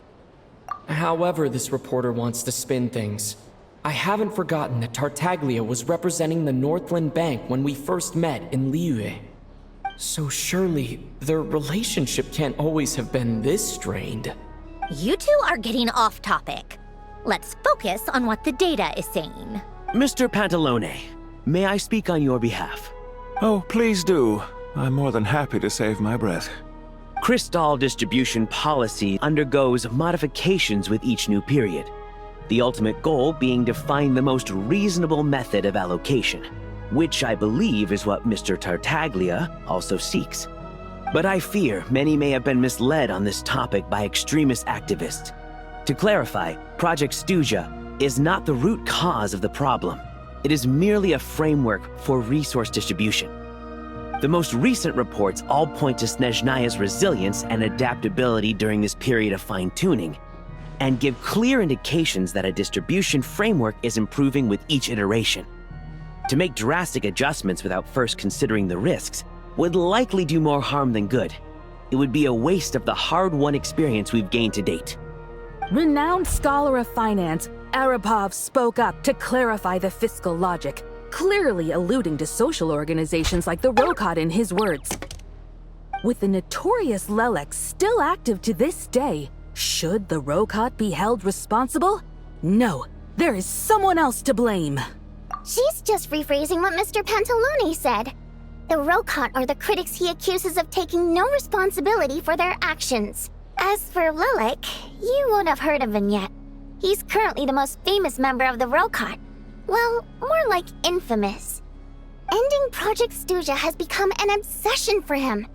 Unlike the more decent ones among us, he believes that votes in the Vetcha are all that matter. So whether it's threats, coercion, or bribery, he'll use whatever means necessary to get people to change their vote. And since we're already on the subject, what do you think of Lelek's methods? Are you for or against? Well, whatever the story is, his actions benefit us all. We stand with Lelek. At least someone here wants to take this discussion seriously. I've been considering that issue myself. What you really need is more precise regional data, right? I think it would be easiest to let the Fatui handle it, since they're already in charge of Crystal shipments anyway. We may as well get them to collect some data while they're at it. Whatever you need, you can ask the Fatui to look into it for you. In terms of supervision, I think the Druzhna would be a good fit.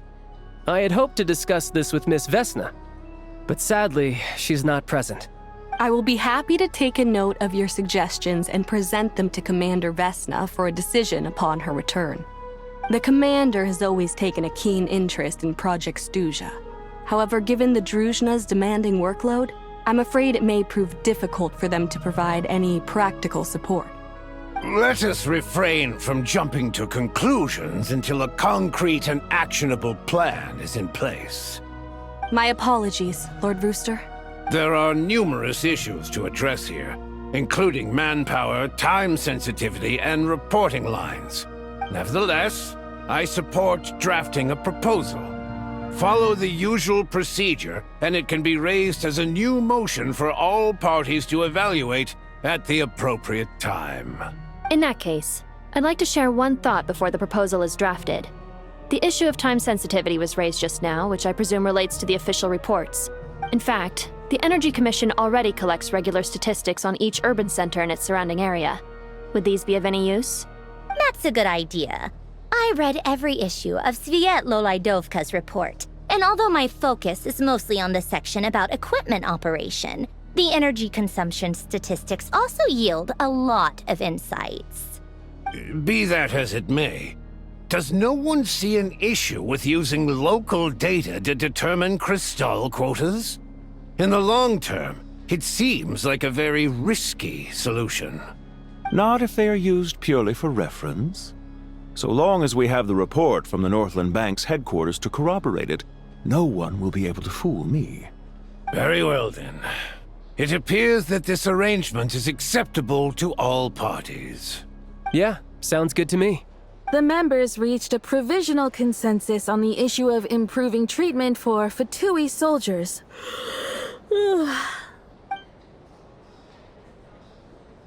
Today, the prima donna of the Korailievsky troupe attended a session of the Snezhnograd Vetcha in the company of a dashing young man.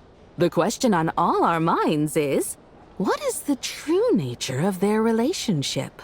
Write anything like that again, and I'm revoking your permission to interview the troop. Got it?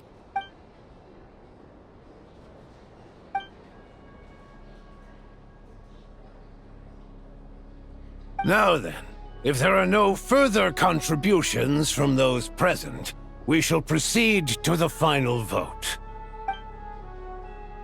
Hey, check it out! What made him vote against? Why now?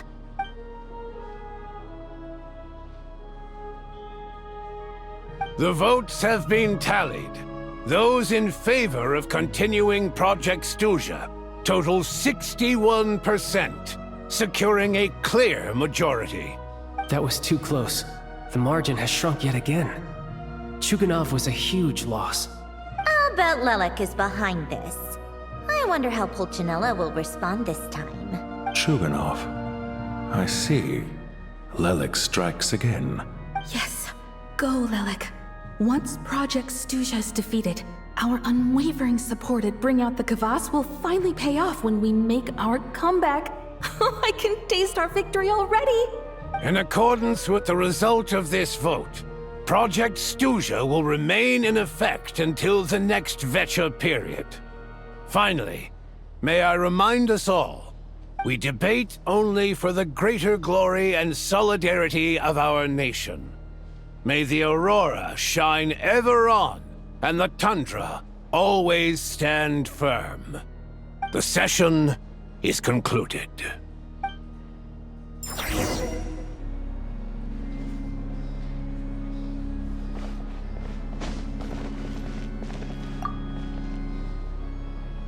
I have to say, I really wasn't expecting Chuganov to vote against Project Stuja.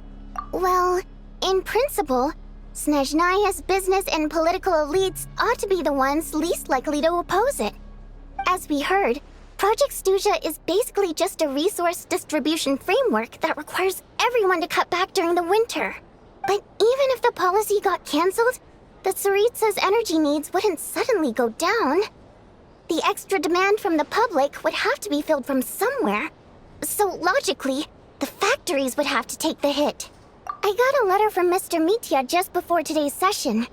He said he's confirmed that there are issues around overtime and excessive energy consumption at the Iskra manufacturing plant. In a situation like this, once the Rooster receives the report, he'll order the factory to halt production and submit to an investigation before issuing a penalty. But that's a week-long process, and thus didn't make it onto the Vecha agenda this time. I don't think he suspects anything so far. Exactly. And as you know, he's a very selfish person. I was originally gonna try and flip him after he received notice of the official sanctions. My plan was to convince him that the whole thing was completely unfair. Rather than just sit back and take the hit while his factory stopped production, he'd be better off voting to end Project Stuja. At least that way, no one else would be able to make any money either, because all the factories would suddenly have more limited energy to work with.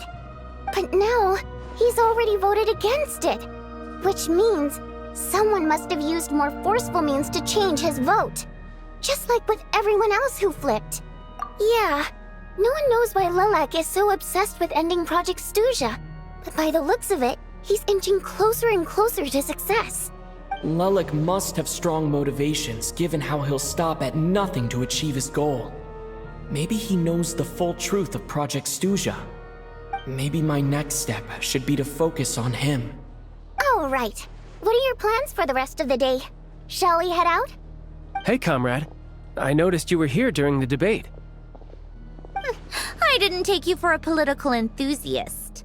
Greetings, Harbingers. I just happened to have some free time today, and my new friend here thought it might be fun to check out the Vecha. Ah, Odette must have introduced you. Looks like you two are getting along pretty well.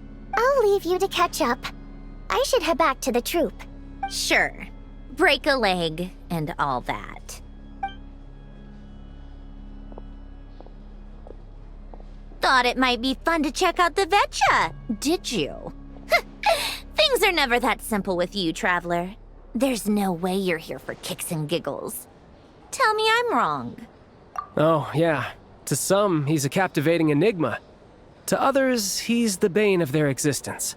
No one ever thought that some anonymous nobody from the Rokot could cause such a stir. Huh? You want to look into Lelik? Then I'm sure his days of anonymity are numbered. What do you think, Sandrone? Fine by me, I guess. If the Traveler actually manages to expose Lelik, it'll be doing Pulcinella a favor. In return, it seems fair to let him in on what we've learned so far. My thoughts exactly. Sharing is caring, after all. Head back to Glupov and grab the files on Lelik.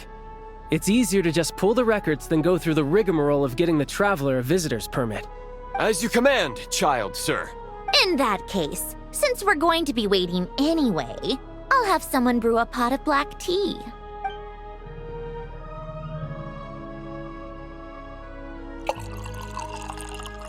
One common thread among the many incidents Lelik has been involved in is that the victims are all too scared to share any real information about him. Clearly, he must have threatened them in some way. His modus operandi is to silently infiltrate the scene and leave a threatening letter behind.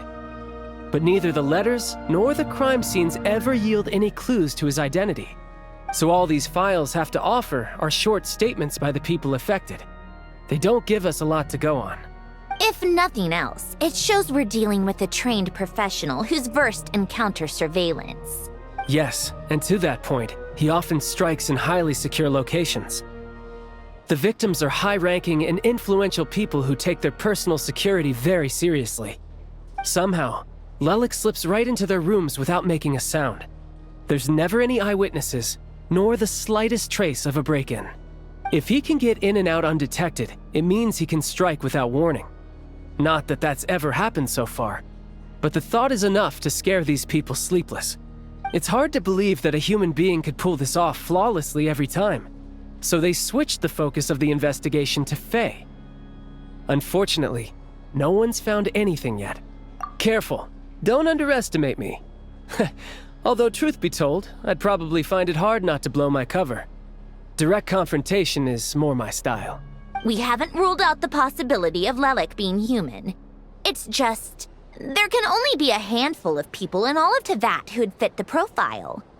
Faye, on the other hand, plenty would have the ability, but few would have the motive. No, not as strong as me.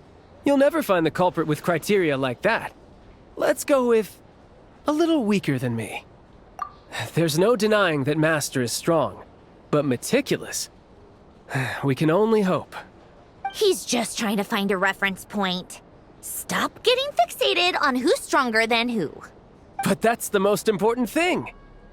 In my opinion, anyway.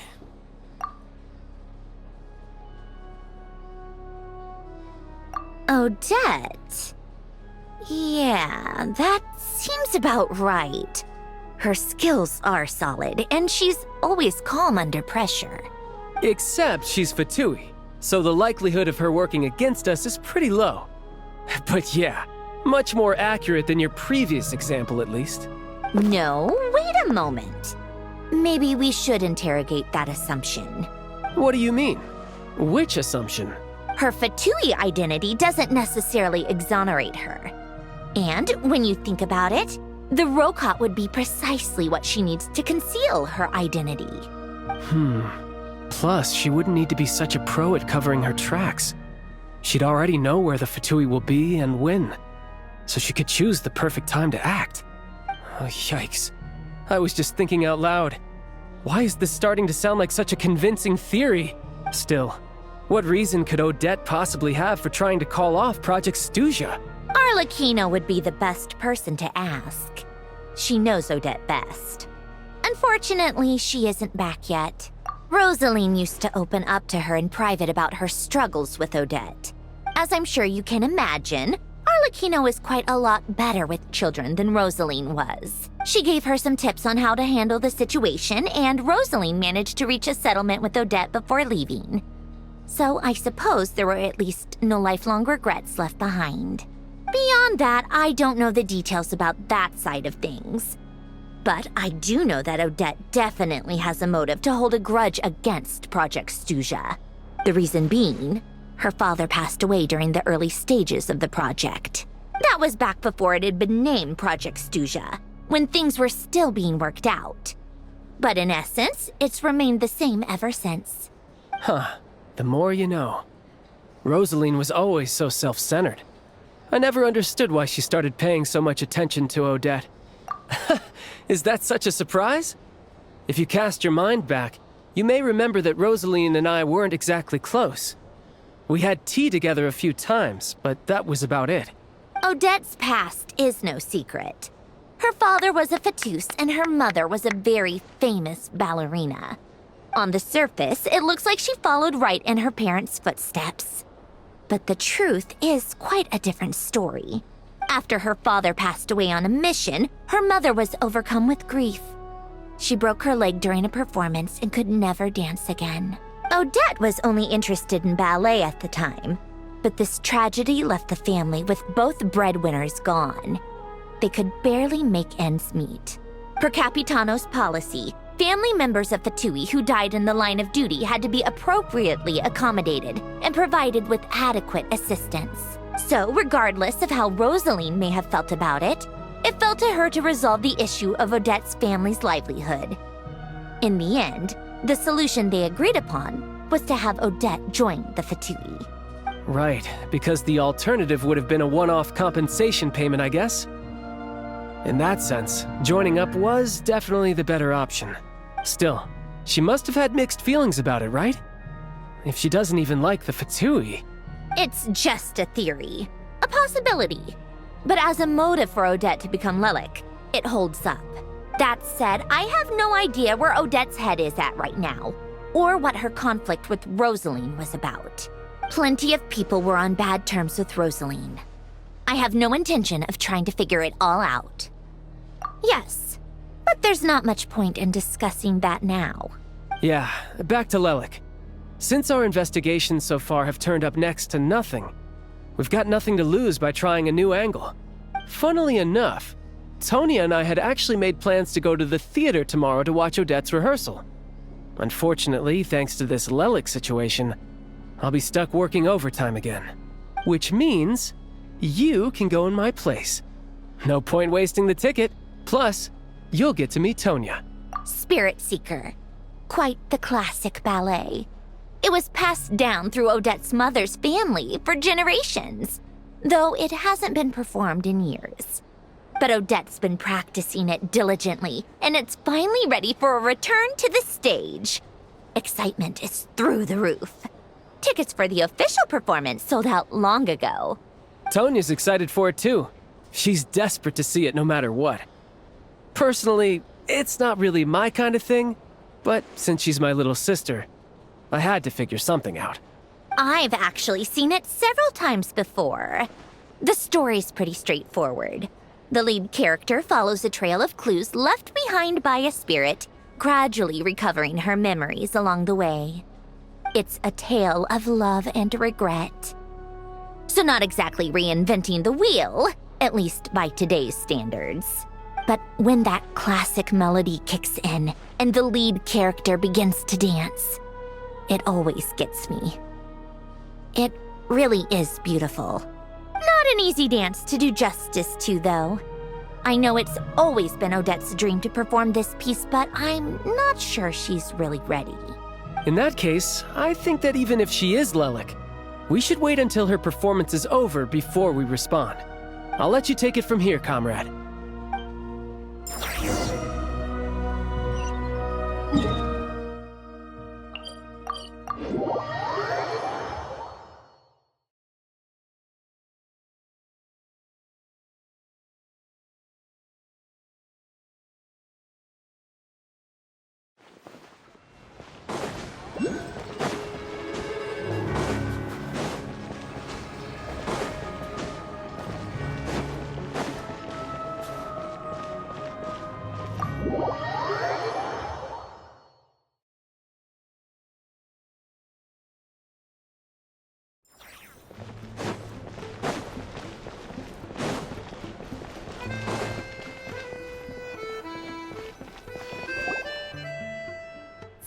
You've made a ton of progress today.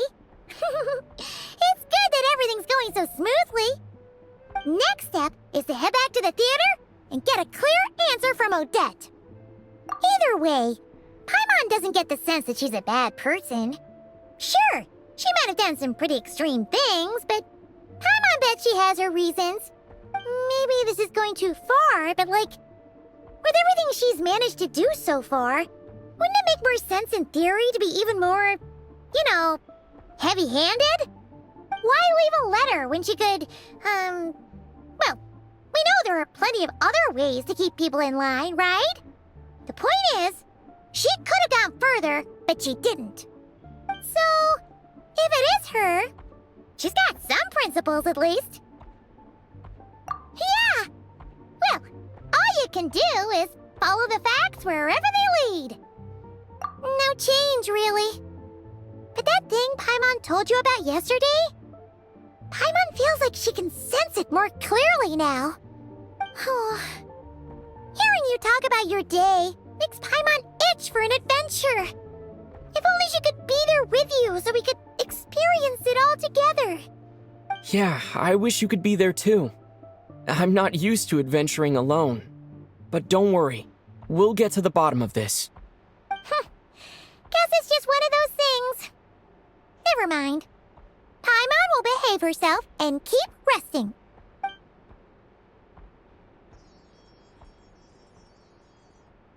If Odette is Lelik, she may well have inside information on Project Stuja. Her father was involved with the project's early implementation and tragically died in the process. Now, she's dedicated herself to bringing it to an end. It's hard to imagine she could have gotten this far without knowing anything at all about the Tsaritsa's true intentions. When she spoke to us as a member of the Fatui, how much did she let on? And how much was she hiding? Only time will tell. Maybe tomorrow, everything will be answered. Hey look! It's snowing! Could be a tough day